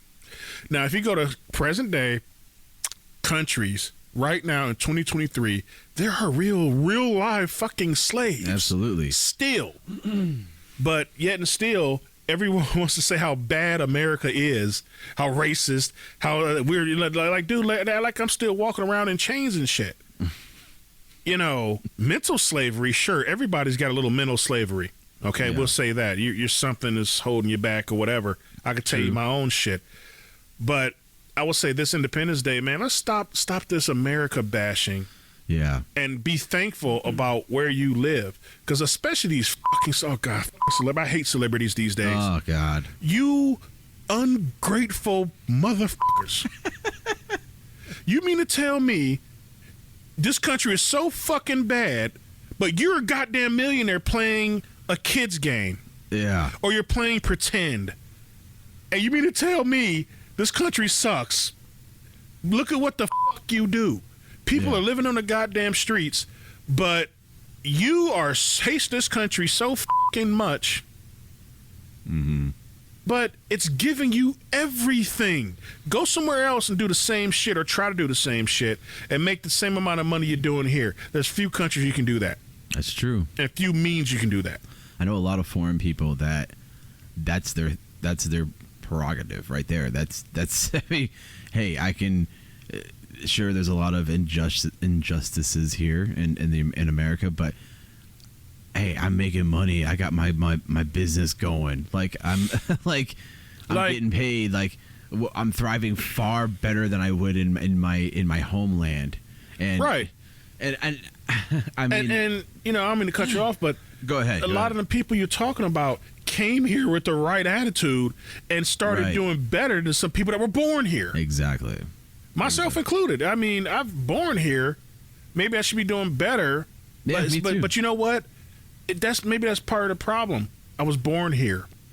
Yeah. I didn't have the ambition like someone else who had a dream to come here and just do better because their country is a shithole. Yeah. But see, also, a lot of people overlook this. That's the other beautiful thing about America is, yes, you could just be a mediocre motherfucker and just live your fucking life. Yeah. And just be. You can do that too. Yeah. You know, people have died for people to be able to come here legally with their dreams, open their restaurant or their family business and have it be here for 100 fucking years. Yeah. Or you could just be the next generation of your family that was born here. You're just making it. You're just a member of society. Yeah. But that's the beauty of America, because you can do that too. That's true. You can be happy doing that. You can be happy being a business mogul. You can be happy being anything in America. Yeah. And that is what the dream that has been sold to everyone else in the world. Once they hear about what you can do in America, hell, some people wish they could live our mediocre lives like me or you. We just poor slubs that go to work every. People wish they could even do that. Yeah, for sure. They wish they could just live in a warm house with food and crap, like normal people who are us normal folks that go to work every day, that form the backbone of this society. People wish they could do that. Some people can't even do that. Right. So I say this Independence Day, be thankful for where you live. America, yeah. Yeah, exactly. America, yeah. Like the song. You know. I wish I had the song brought up. right. Play it right now. You know. On a hotkey. Because all these damn people running to get here, lying their ass off. Right. Talking about, oh my God, we're persecuted. No, the fuck you aren't. You just want to come here, live a better life, which I am not mad at you for wanting to do, especially if you have a family or whatever. Sure. But I don't condone them trampling over our sovereignty. They're trampling over our laws. We're supposed to be a nation of laws, and you just let people trample all over that shit. Oh, for sure. Now, don't get me wrong. I'm not very fond of communism or how Russia does things, but if you try to cross the Russian border illegally, they got something for you. It's called Kalishnikov. What's that? number 47. If you get my drift, they got that for you. If you're talking about coming over their country, a whole bunch of people talking about we're coming to your country, they say no, you're not, comrade. Yeah, you stop here. Yeah, because Anatoly Kalashnikov says so. Mm-hmm. You know, and on the 47th try, the world's greatest gun was born, the AK-47. That's what you get in Russia when you try to bum rush their borders like that. They take that shit seriously. Yeah. Now, what if we did that? You call the president all kind of fucking names. If he had the Marines standing there like, look, turn around. We're not accepting people in this country. Fuck a wall. We're going to have men with guns. Yeah. Drums of ammo. That is a deterrent, not a fucking wall. Yeah. I appreciate President Trump's trying to do something. That's not his other policy was better. Yeah. The one where whatever country you get to first, that's not yours, you stay there. If you're fleeing prosecution. Okay, so if you're in Cuba and you make it to Mexico or you make it to the next Venezuela, something like you flee prosecution from your country. Congratulations. You don't need to come here. If your thing is to flee your country from prosecution, the lie you're telling us, you know, and I don't hate him for making that kind of law. But okay, if you're actually fleeing from prosecution, you made it out of your country. You made it to another country. Apply for asylum there. Because if that's your main goal, then it shouldn't matter what country you get to, as long as you get out of your shithole country. Yeah. You know, now maybe you made it to another shithole country that's just as bad as your country. Yeah. But maybe you want to keep traveling. But for the sake of sovereignty and what you say, because that's our law, which is the dumbest shit I've ever. We got the worst immigration laws ever. It's pretty bad. Where it's the law, if you say you're a refugee, we have to take you. Yeah. Who the fuck says that? That's like someone showing up at your door right now talking about, look, I'm a refugee, you gotta let me in your house. Yeah. Who the fuck says? Basically. That's the most ridiculous shit I've ever heard. It's insane. You know, but yet still, my people were fucking slaves. I hate to bring this shit up like this, but my people were slaves and struggled in this fucking country to get to the point where we are. But these motherfuckers just come across a fucking border, get let in, disappear into the fucking country. Then their trial finally comes up. They're nowhere to fucking be found for years. Yeah. Gone. But my people had their ass whipped and wore chains. Yeah. And that's where I believe that every black person in this country should be mad at our government for just letting motherfuckers in. Like, hold on, man, we fought for this. Yeah. You just let motherfuckers in? Yeah. And give them everything. It's one thing if they came in and like most other people that come through Ellis Island and all the other immigrants that have come in this country of all races, right, and actually have helped build this country right. And they set roots and they have generations of family here who have built and lived in this country since it was fucking founded. Yeah. Or whenever their ancestors got here. Okay? All them fucking people are spit on by our own fucking government. Because your people, fucking my people, everybody's fucking people came over here the right way or came over here fucked up way. Yeah. And we had to fight to get our ancestors had to fight to get to the point of where we are right now, where we can even do this. And motherfuckers are coming in the country and you're just going to give them every fucking thing. Like California. You know, they just come over there. They want to give you a fucking license. They want to give you Medicare. They want to give you every goddamn thing just because you came over the border. Yep, pretty much. You violated the law. Yeah. I'm like, what happened if we were supposed to be a country of laws? What the fuck happened to that? We can't do that. You try that shit in Russia, you get shot. You try that in North Korea, you get shot. Yep. You try that shit in China, you might get shot. Or locked up for a year. You know, there are places in this country where you try that shit, you're going to be kept in jail or shot. Basically, yeah. We're the only motherfucker that don't do that. Yeah. Because you know what? They got to talking about the camps that Obama set up, not Trump. You know, they're talking about, oh, well, they're down there living like animals. Let's say, fuck them. If they know goddamn well what they're coming into, what they're risking, then you know what you're doing. You're not trying to come here legally. And I say what happens to you should happen to you. Yeah. Now, God rest those people that died in the Rio Grande or whatever. Yeah. But you know what? I respect them this much to say that that's the price they paid trying to do something for their family. Mm. But where the is it written that we're supposed to take care of the goddamn world? And we treat our own people like shit. The government treats us like shit. We're just here to pay the fucking bills. Oh, for sure. But all these other motherfuckers come in here, you want to try to indoctrinate them so they'll vote Democrat. That's so or, true. or fuck Republican. I'm not saying the Republicans are above doing it. Yeah. But at least when Trump was in office, he was trying to do something. Yeah. Hell, even Obama and Clinton, if you listen to some of their old shit, they tried to curtail the border. Yeah. Maybe not as good as Trump, but they were trying. And from what I hear, Clinton would never even get elected. These motherfuckers are falling off the face of the earth so bad. Oh, Clinton's unelectable right now. Oh, yeah. Bill Clinton would not get elected in America right now. No, agendas have changed so much just in the past 20 years alone. It's incredible. I think what was like to kind of cap off this whole thing of our segment of today in history, whatever. I don't know if I'll keep this up, but whatever. I thought what was most incredible when I was reading that was, you see, just this image.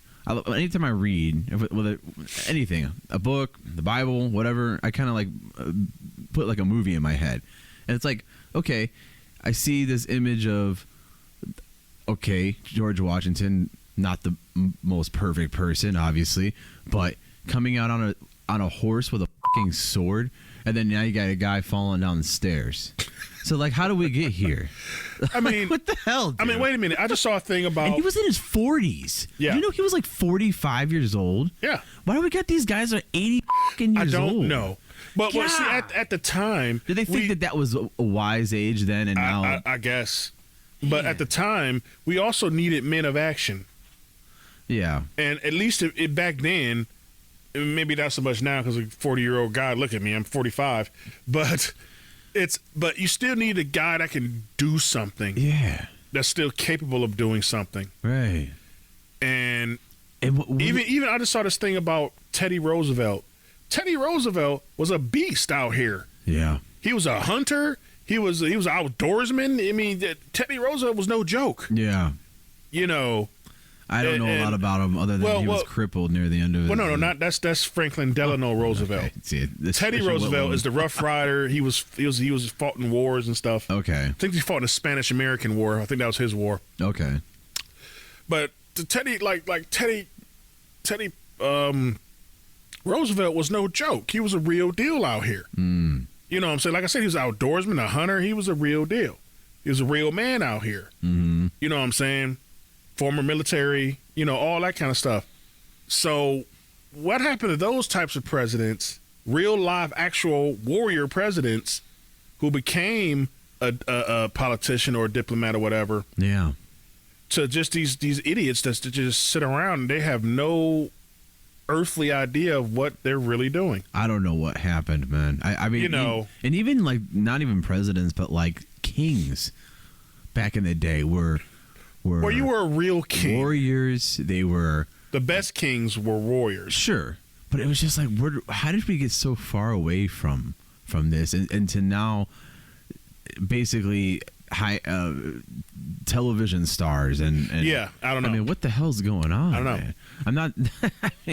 I don't know, man. Our politics are like WWE wrestling, man. Yeah, they are. It's like watching.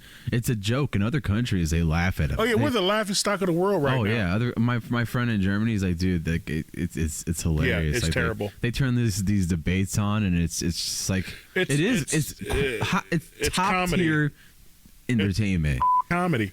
It is. It really is. I mean, you can really laugh your ass off watching it, but it's if you don't want to cry. Yeah, right. I mean, it's your country.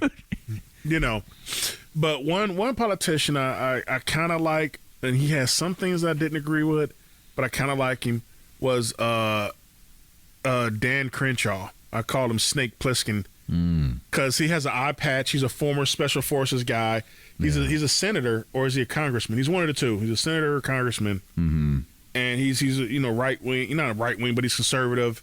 But most of his views, and he just dismantles a lot of these crazy talking points that they be coming at him with. Mm-hmm. And he actually kind of looks like Snake, plus from Escape from New York, or Solid Snake from the game, because he has an eye patch and he just looks cool.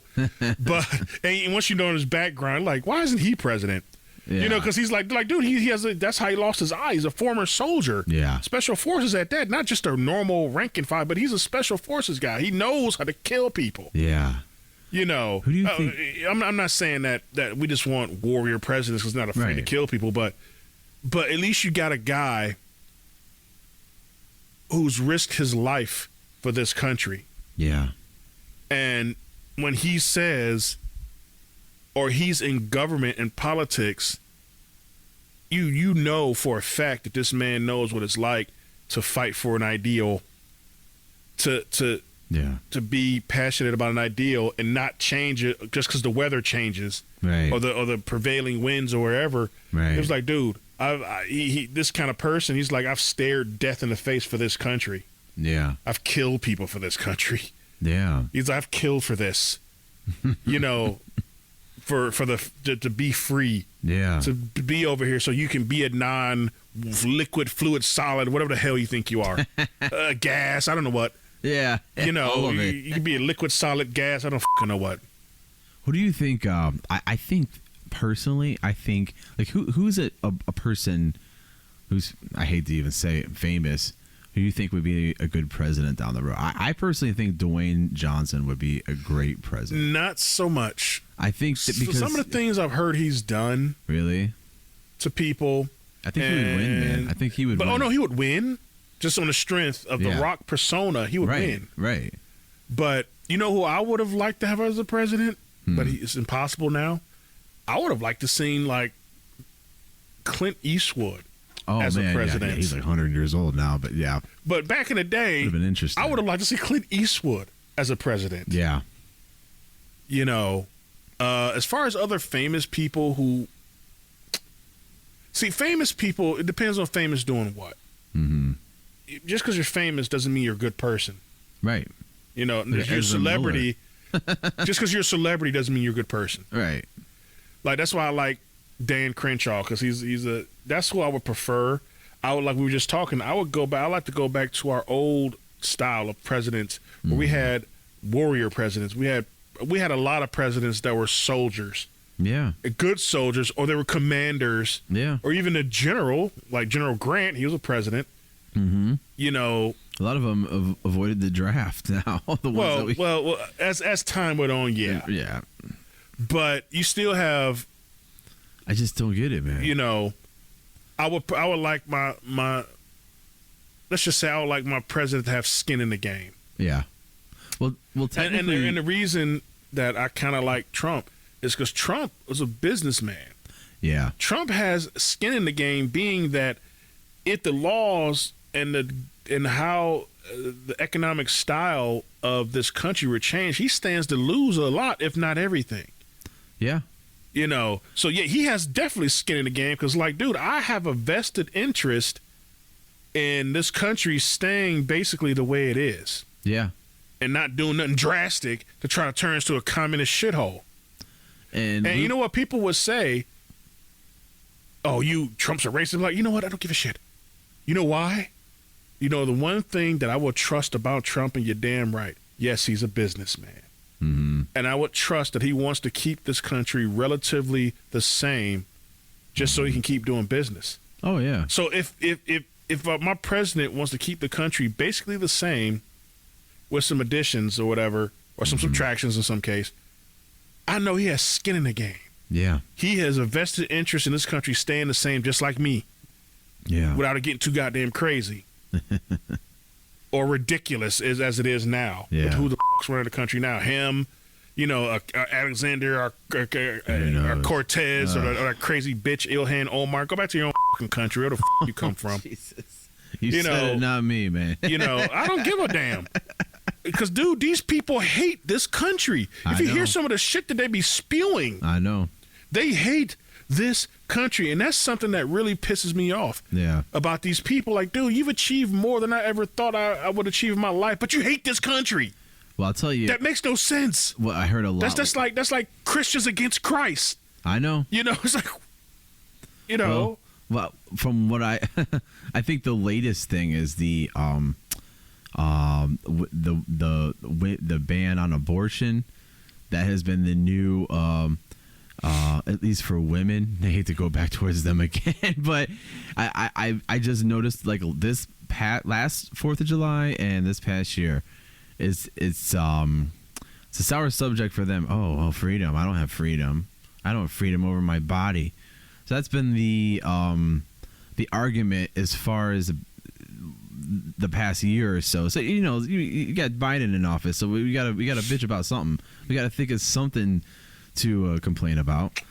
Well, we don't have Trump, so what are we gonna do? Let's complain about that. I guess I don't know. Listen, well, I'll say this on that is my only feeling about that is that should be between a doctor and his patient. That's a medical procedure. Why the fuck is the government involved in a medical procedure? Medical procedures happen every day where people die from. So if we're going to talk about, it's life or death, like, dude, people get involved in medical procedures that people die from them all the time. Yeah. It's just not childbirth. Yeah.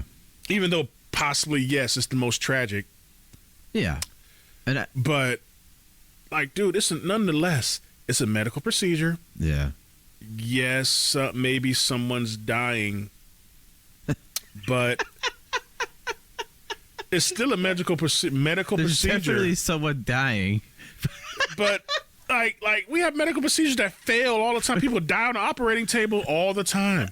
I will say this. I will agree.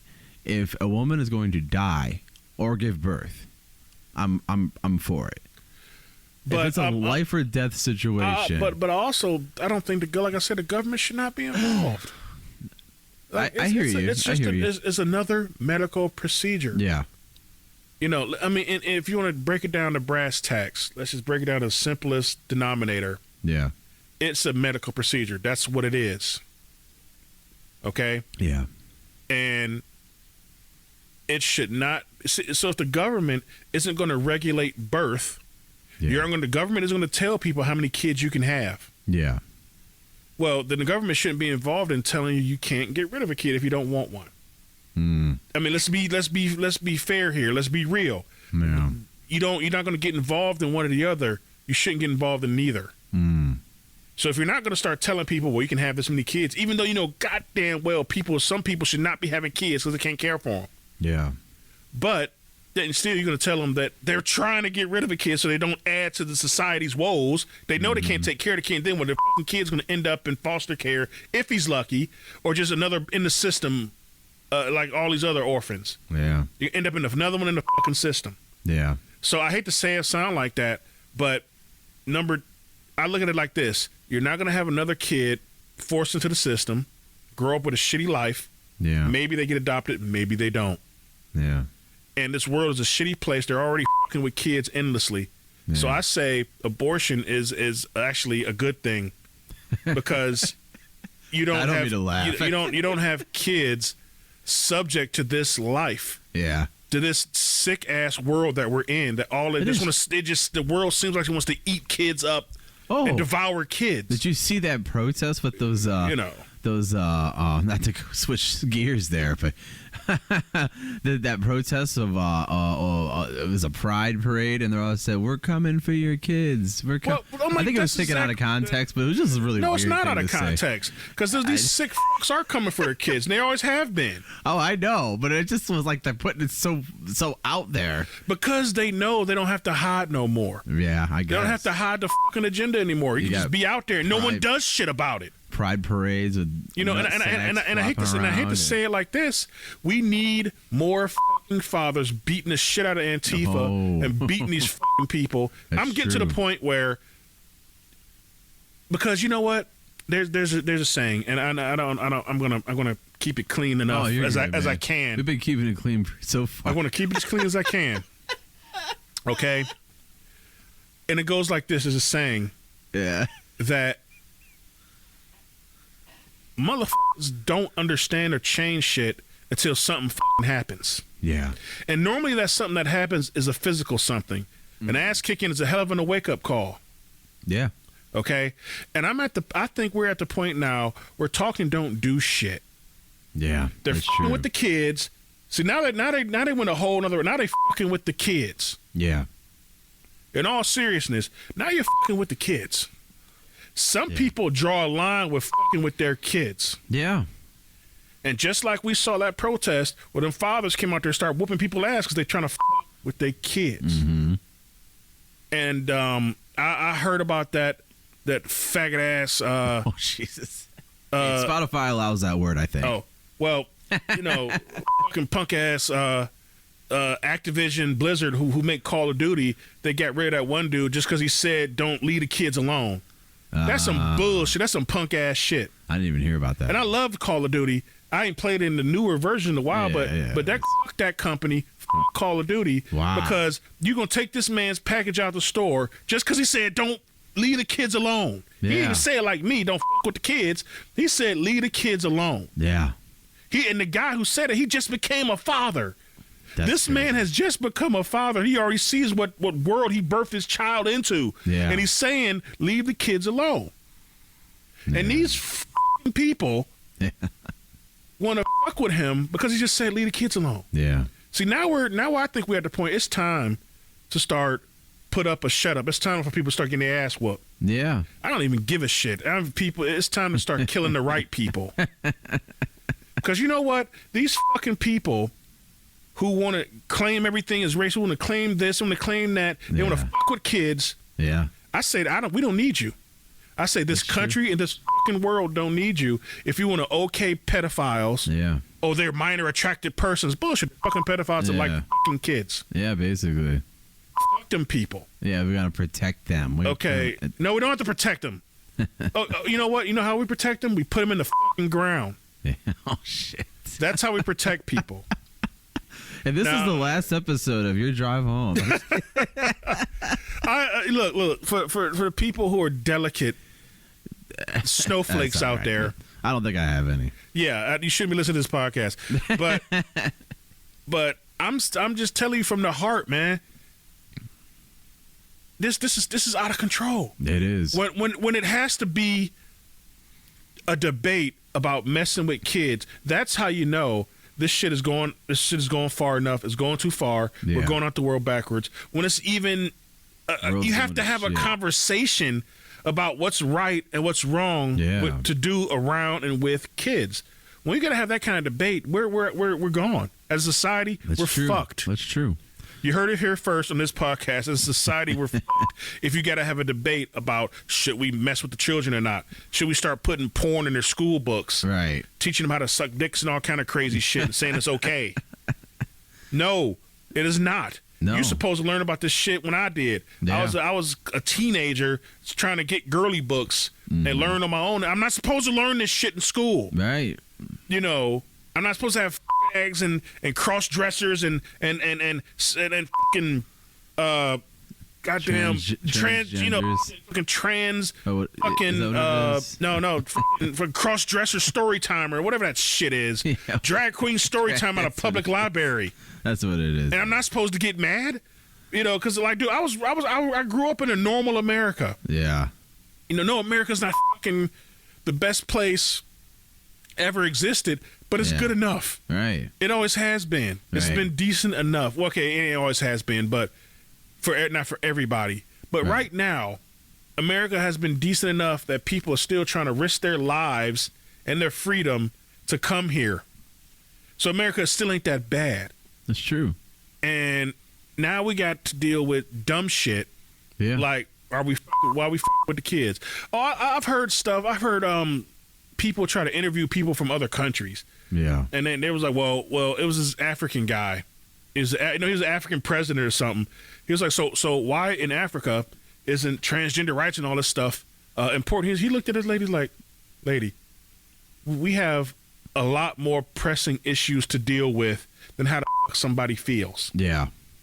He didn't say that, of course, but that's the gist of what he said. Basically, yeah. He was like, you dumb bitch, we have poverty, we have this, we got that, we got shit to deal with and worried about how a group of people feel. Yeah. basically he was like, "F they feelings," Yeah. because in my country we don't have this shit the way y'all have it.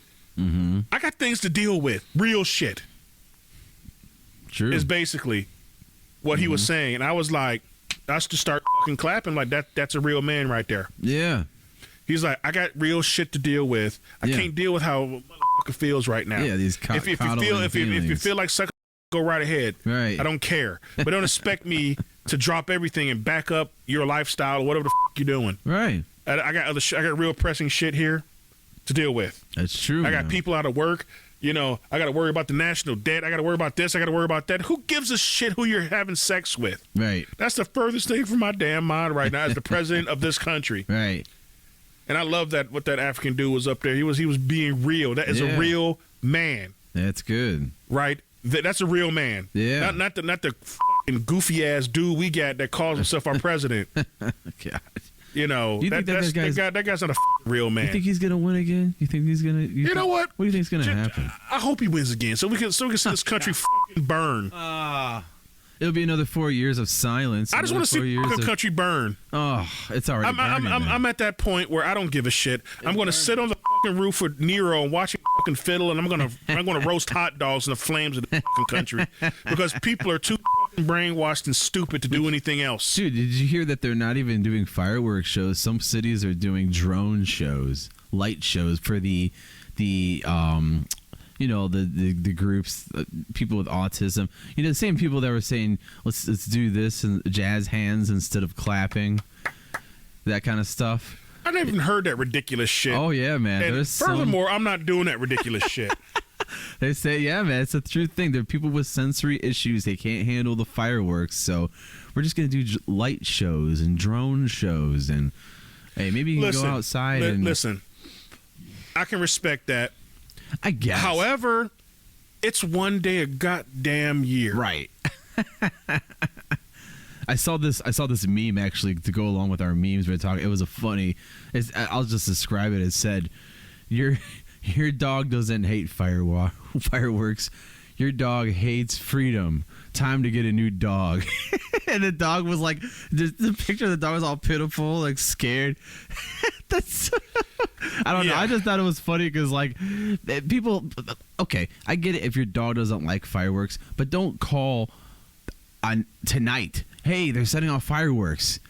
You should have did this weeks ago. You know your dog doesn't like fireworks. Well, yeah. You just want attention, and you know, prepare. And you know there are things that 4th of July is coming up, and it's what we've done, is what we've done. Coming. It's going to happen. For what? America's almost 300 years old now? Man. It's like we've done this since 1776. Yeah, and if you got a dog... You don't know this by now? If you got a child with sensory issues, I don't know. I don't know what to tell you. Go out of town or something. I don't know. Maybe you should never had a child with sensory issues. I don't fuck. I was just gonna say, going back to earlier, I'm so glad I don't have any kids because I'd be in jail. Yeah, with all the shit going on. Yeah, and I wish my kid would come home and say, "Dad, they're trying to get me to say I'm a little girl." Just because I said I like the color, just because I said I like the color pink. Yeah, I was like, well, guess what, son? I'm a real man, and I'm married to your mother, and I have sex with your mother. I have a pink shirt, and I wear it proudly. Yeah, that doesn't mean I'm a fucking gay. Right. That doesn't mean you're gay. Maybe you seen your dad wearing a pink shirt with his blue shorts, and you're like, Dad, that's pretty cool. I want to be like my dad. Yeah, I want to have me a pink shirt. I like the color pink. Not every thing is pink, but it's good to mix and match. I got some pink. I got a pink sweater. You know, especially that I would have taught my kid about the difference between summer and winter colors. We were talking about that. Now, I know that sounds kind of gay or feminine, but that's science. Yeah. Everybody want to talk about, you're a science and believe the science. Well, the science, motherfucker, is the lighter the color, the less sun and heat that it attracts and holds. Yeah. The darker the color, the more the fucking sun beats down on you and loves it. That's true. Okay, that's called fucking science. Yeah, it is. Don't ask me why. I don't know why. I just know it's the science, and it's been the science forever and a day. Yeah. So I would have taught my son, it's okay to wear light colors, the lightest possible colors you can in the summertime. Yeah. And at night in the summertime, you can wear your darker colors. Yeah. As long as it's cool, right? Yep. You can wear your black T-shirts and shit at night. Yeah. When the sun is going down. Right. And we got a lot of science involving the sun and the moon, the night and the day. There is science between hot and the fucking cold. Yeah. This is simple fucking kindergarten. Okay, maybe not kindergarten, but elementary school fucking science you should have learned. Yeah. Okay? But, you know, and that's what I would have taught my child if I had one. That's science, son. That's real. That's what you can do. Yeah. To try to stay cool in the summer. Yeah. Okay? You wear the lightest colors you can. Yeah. Unless, you know, and I'll explain, look, sometimes you got to grin and bear it. Cops got to grin and bear it. Yeah. You know, people that wear certain uniforms have to grin and bear it. They ain't exactly going to be summer friendly. Basically. You know? Yeah. I know everyone hates cops and law enforcement, but let's face it. Maybe you have an attitude, too, if you have to wear one of the darkest colors during the middle of summer. Right. Maybe you'd have an attitude, too. I don't know. Yeah. But maybe. But, I mean, you know, yeah, you're trying to kill the kids. You're trying to with the kids.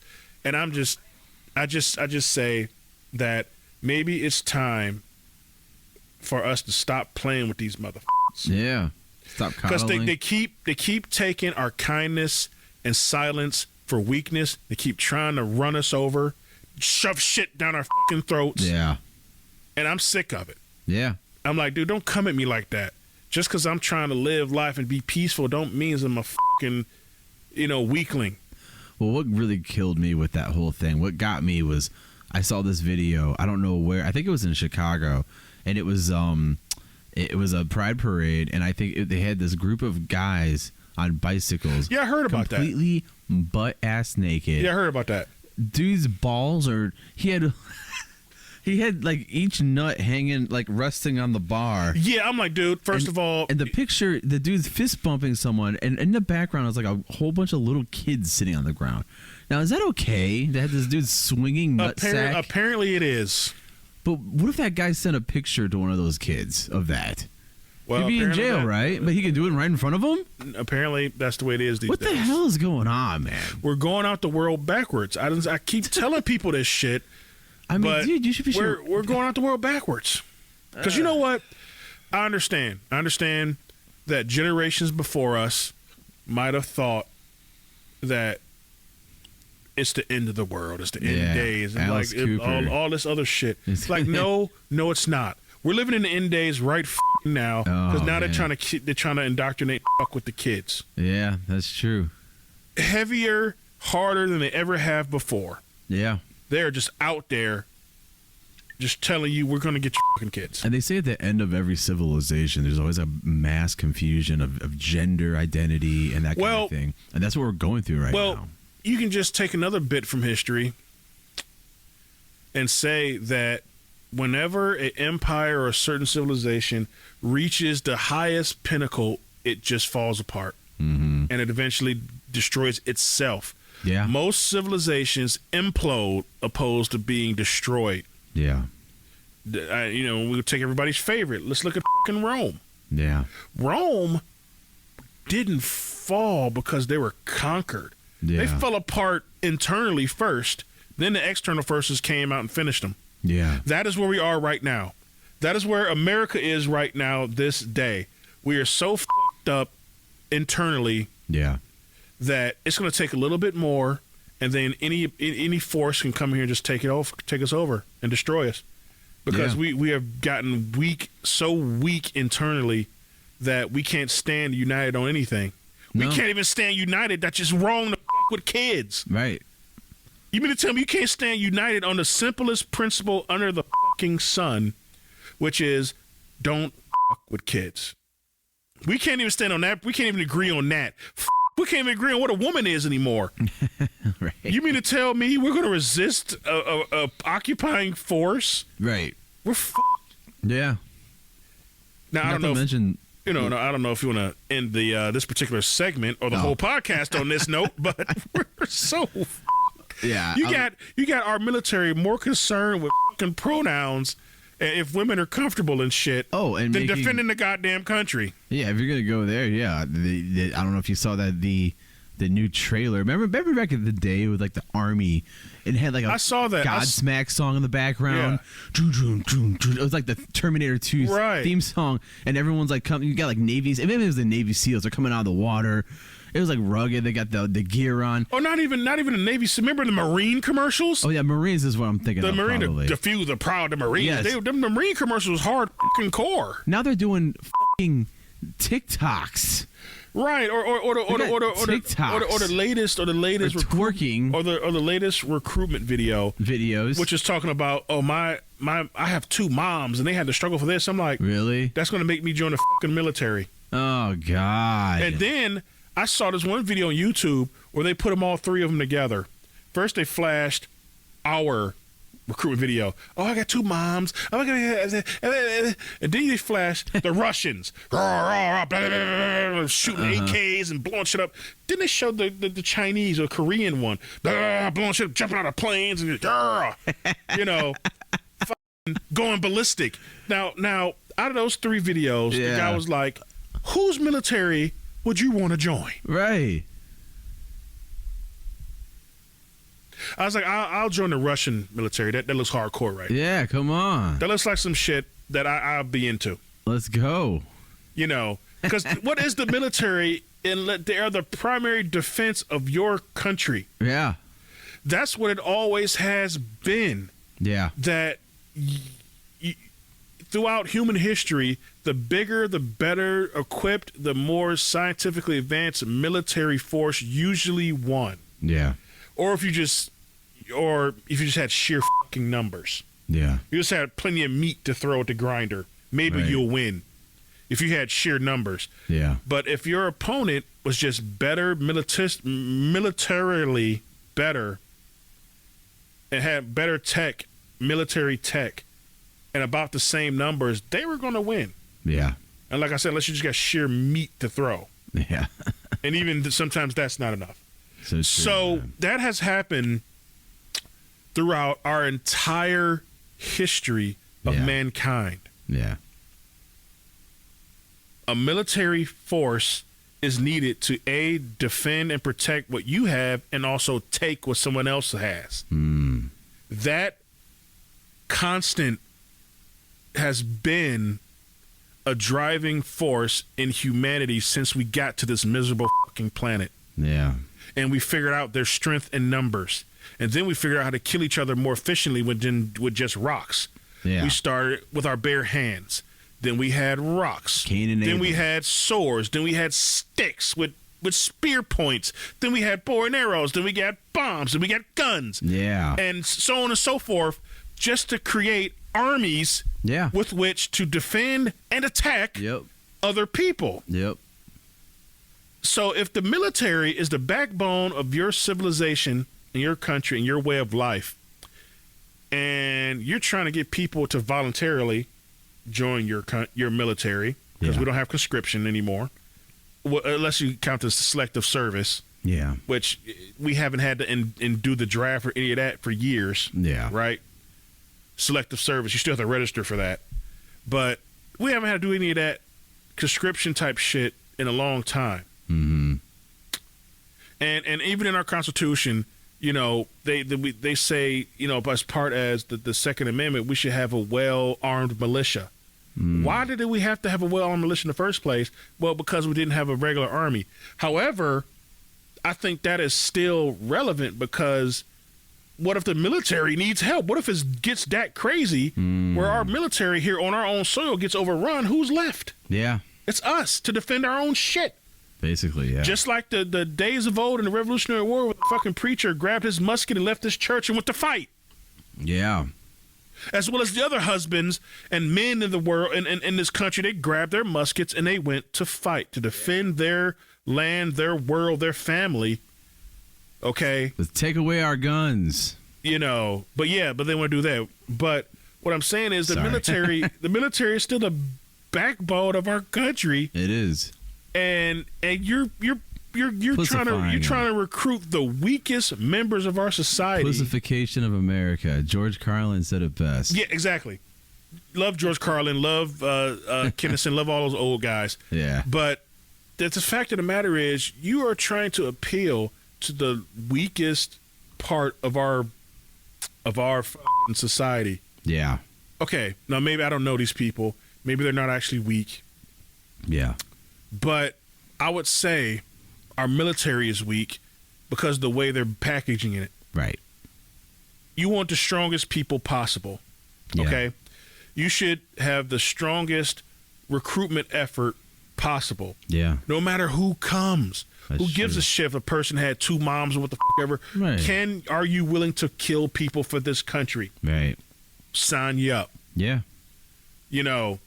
Keep that gay shit to yourself. Don't assault any of your fellow soldiers and all that other kind of crazy shit. Right. Don't rape any of your fellow fucking soldiers. Right. Please. Okay, if a person is willing to give their life for their country, sign them up. Yeah. Okay, so they like to have sex with the same sex. That's as long as you behave as a man while you're in the military performing your job. I can care less. Right. Okay, It shouldn't even be. that shouldn't be a problem. If a person wants to die, possibly defending their country, that's like one of the greatest honors Right. any civilian or any person could hope to achieve. Yeah.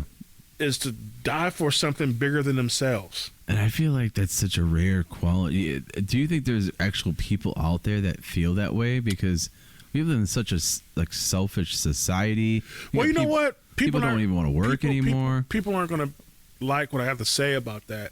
Yeah. Is that the good people who are still cops, who are still firemen, Yeah. who are still EMS, even besides the point they don't get paid shit Yeah. for their skill and their sacrifice and what they have to do. Basically, yeah.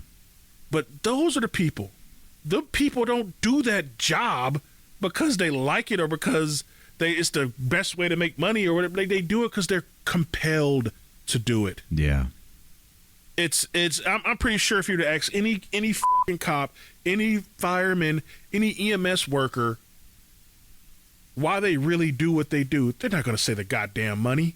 Right. They could have been a lawyer. They could have been a business person. They could have got their what is that? Their 1 degree, the MBA. Yeah. They could have been construction. They could have been pipe fitters. They could have been any fucking thing in the world. Yeah. But you chose a cop. You chose a fireman. Yeah. You chose a EMS worker.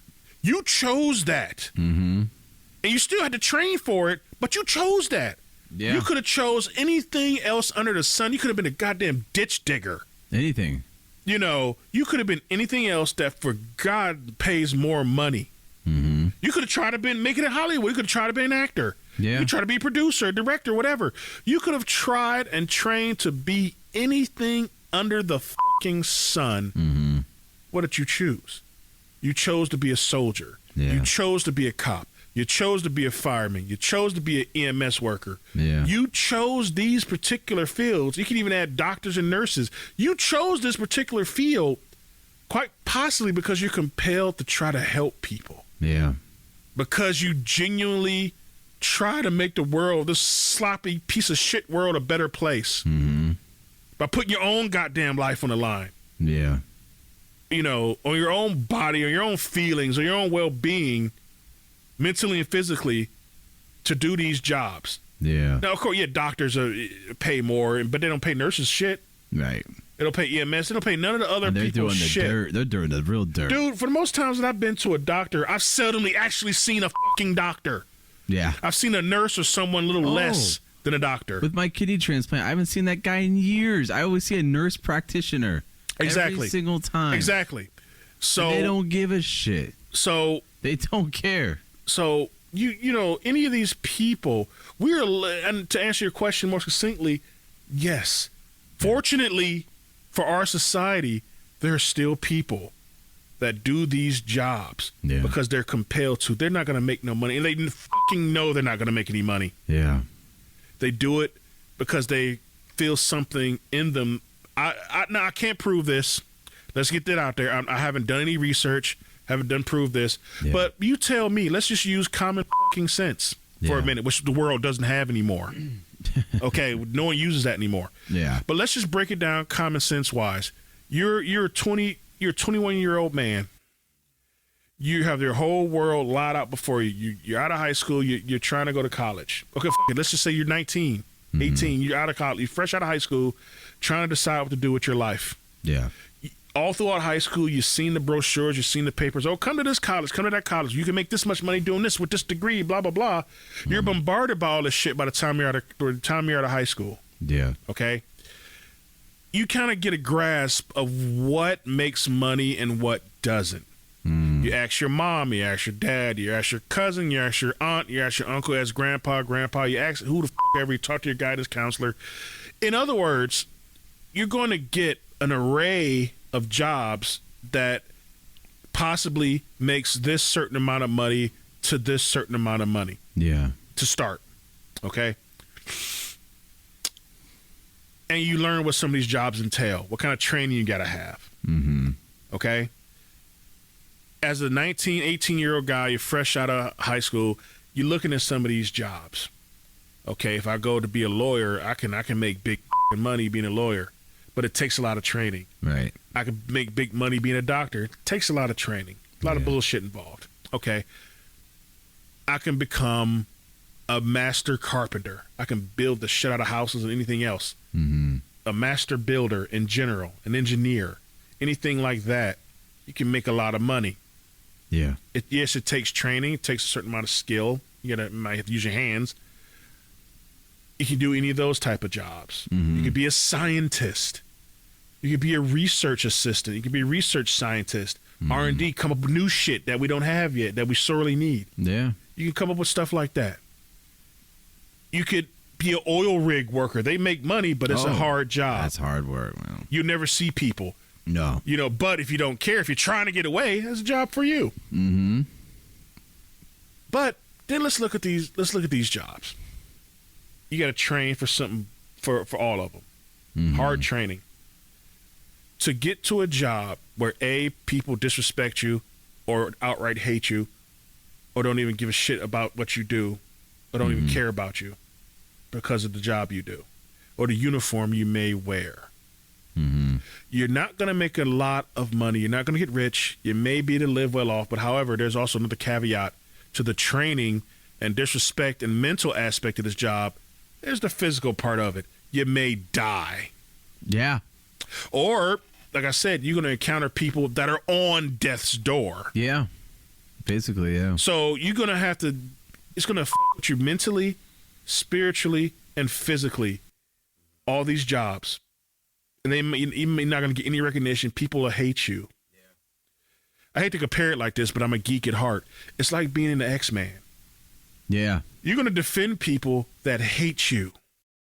It's the same principle nowadays, especially with cops, servicemen, firemen, and nurses, EMTs, stuff like that. Yeah. So you tell me, why in the world would you train so hard for these jobs that has little monetary gain, little prestige, and might not even make you happy? Hell, it may make you miserable and drive you to drink. Yeah.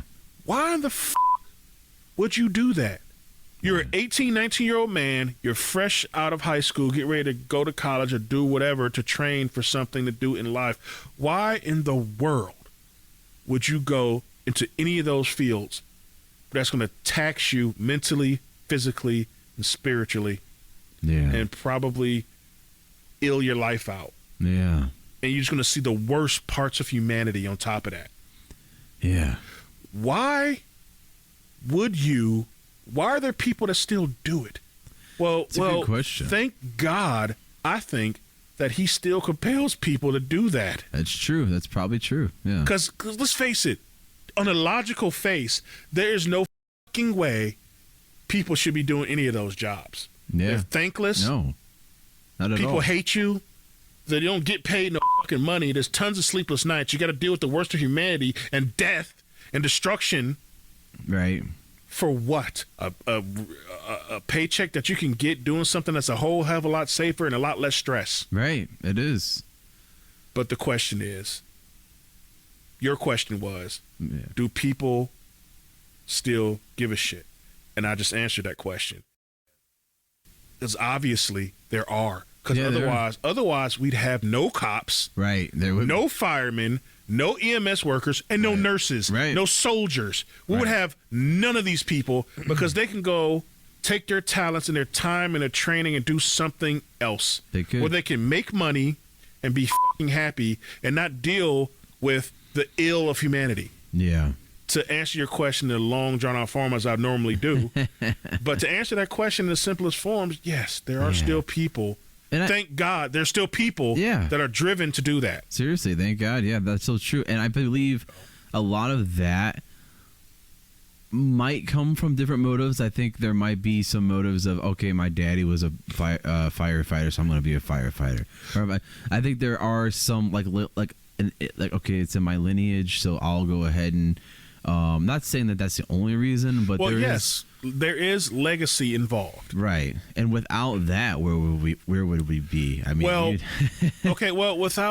without legacy, which kind of ties in to a lot of things. People that are compelled to do it. Yeah, like you say, legacy may play a big part because some of these kids might have grown up, Uncle such and such and my dad were cops. Mm-hmm. They were good guys. Yeah. They grew up with this view of certain family members that they were this. Yeah. They saved lives. They were heroes. Yeah. Real heroes, comic books and shit. They were real heroes. Yeah. Who put their lives on the line, especially depending on what era they see this happen in. If your people are cops or stuff like that in a very turbulent time period, like say the 70s, like especially here when it was Bomb City, USA, there were bombs going off all over the place. Yeah. EMS, responding to bombs and cops and all that stuff. And you look at like my dad or my uncle, grandfather were heroes because they had to deal with bad men trying to blow people up, or what have you. You grow up seeing that. Legacy, that's kind of like I kind of overlooked in my grand speech, but legacy, yes, it does play a lot of part. But also you can tie that into people with the drive to want to do that. Legacy ties right into that because they saw their family members be cops or be those type of jobs, and some people have never seen them come home. Yeah. Some people have seen them make the ultimate sacrifice. Yeah. Even with that, they're still driven to be that. Right. Because that's what their family does. Yeah. Then you got other people who also will be driven that way because their family didn't amount to anything. Well, yeah. There's the opposite side of that. Where my family ain't shit. I want to be something that people respect or remember, even though now, or they don't really. Yeah.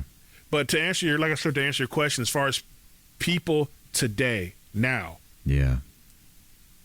I think we're still lucky. We have people that still do that. I agree, man. We're lucky that there's still someone to answer the fucking phone when you call 911. And my question was more of a, I'm mind blown that there are, because you see nothing but negativity. Well, that's why I just explained everything. Is there's no logical reason for people to be in those fields. Right, there isn't.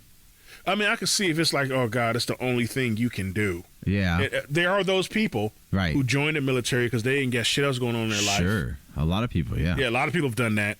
You got the infamous Foreign Legion where quote unquote heartbroken guys go to join up and forget about them. But besides that, you get people who are just literally on their last shot at life. They're like, you know what? If the military don't take me, no one's else going to. Right. You got people. You do have people that do that. However, I think when they get in this stuff, no matter how they got into it, the reason they stay is because maybe they get bit by that morality bug. Like, look, I do something very important. Yeah. That who gives a shit if people hate me or don't like me or my job sucks or I don't get paid a lot, but I do something important. Yeah. And maybe just that aspect to that person keeps them getting up in the morning, or going to work at the middle of the night, work the night shift. It makes sense, man. They may not start that way, but maybe they just end up that way. Because they realize what they do. Yeah, man. I couldn't agree anymore. Well, we went a little over 2 hours now. I don't even know what time was that. It's almost 2 a.m. So I this was great, man. We had some talk, a little bit of Independence Day talk, a little bit of women talk. Well, yeah. went a little hard on the women. It's all right, though. Well, but happy 4th of July, everybody. Appreciate what you got, dude. Yeah, and I know it's getting late for you, but I would love to have you on here again. Oh, man. no, it's like, dude, I don't go to anytime I don't have to go to work. It's never late. Yeah, man. I don't mind staying up, man. I can be a night owl if I can. It's just unfortunately because of my job I can't be, but I have to be up early, so this is well past my bedtime, but it's all good. I got tomorrow. You got to work tomorrow? Oh no! Oh no! Okay. That's why we're doing this. Yeah, right. So no, I'm just saying, if this was a school night, as I like to call it, well, yeah, I would be school night. I'm in bed by 9:30, 10 o'clock. Yeah, but, I shouldn't be too far behind you. Like I get off at 11. Yeah, man. So I should be to bed by midnight 1 at the latest. Yeah, man. If I had to go to work the next day, but. Yeah, no, it's cool that we finally got some of our conversations. Oh, dude, we've had so much lost content that will never be shared. Well, we've got some of it back. Maybe one day. We've got a couple things back. Right. We got some things back. I'm trying to remember. We still have to go over the demotivational pictures. Next time. We'll save it for next time. Yeah. And we'll and whatever else is happening at that point. Yeah. But it's only gonna get better, you know. Yeah. This world we live in. Oh yeah, sure. I love your optimism. We can only go up, right? Unfortunately, I love your optimism, but I don't necessarily share it. Okay, I think we're at the bottom, and it has to break. Bottom barrel. Yeah. Now, normally you're right. You only go up, but right now we just keep digging ourselves in, pick and shovel. Right. Basically, yeah. It's like. Well, hey, man, I love it, and thank you so much again, my friend, and you're always welcome. And, that is it for you. Now, I will talk to you guys soon. In the meantime, drive safe. You got anything you want to plug? Anything at all? No, not really. Nothing. Well, there is one thing. Speaking of the American Dream and Independence Day, it kind of goes with that. There is a guy. He's a independent creator. He is creating his own comic book universe. Okay. Started from scratch. I already have his first book. He's in the middle of his second campaign for his second book, and there's gonna be more stuff to follow. Okay. It's you can go to rippaverse.com to get all the information. All right, that's Rippa, RIPPA verse.com. Awesome. I love it. Oh, again, thanks, man, for coming out. Let's do it again. You bet. And we'll talk to you guys soon. In the meantime, drive safe. Later.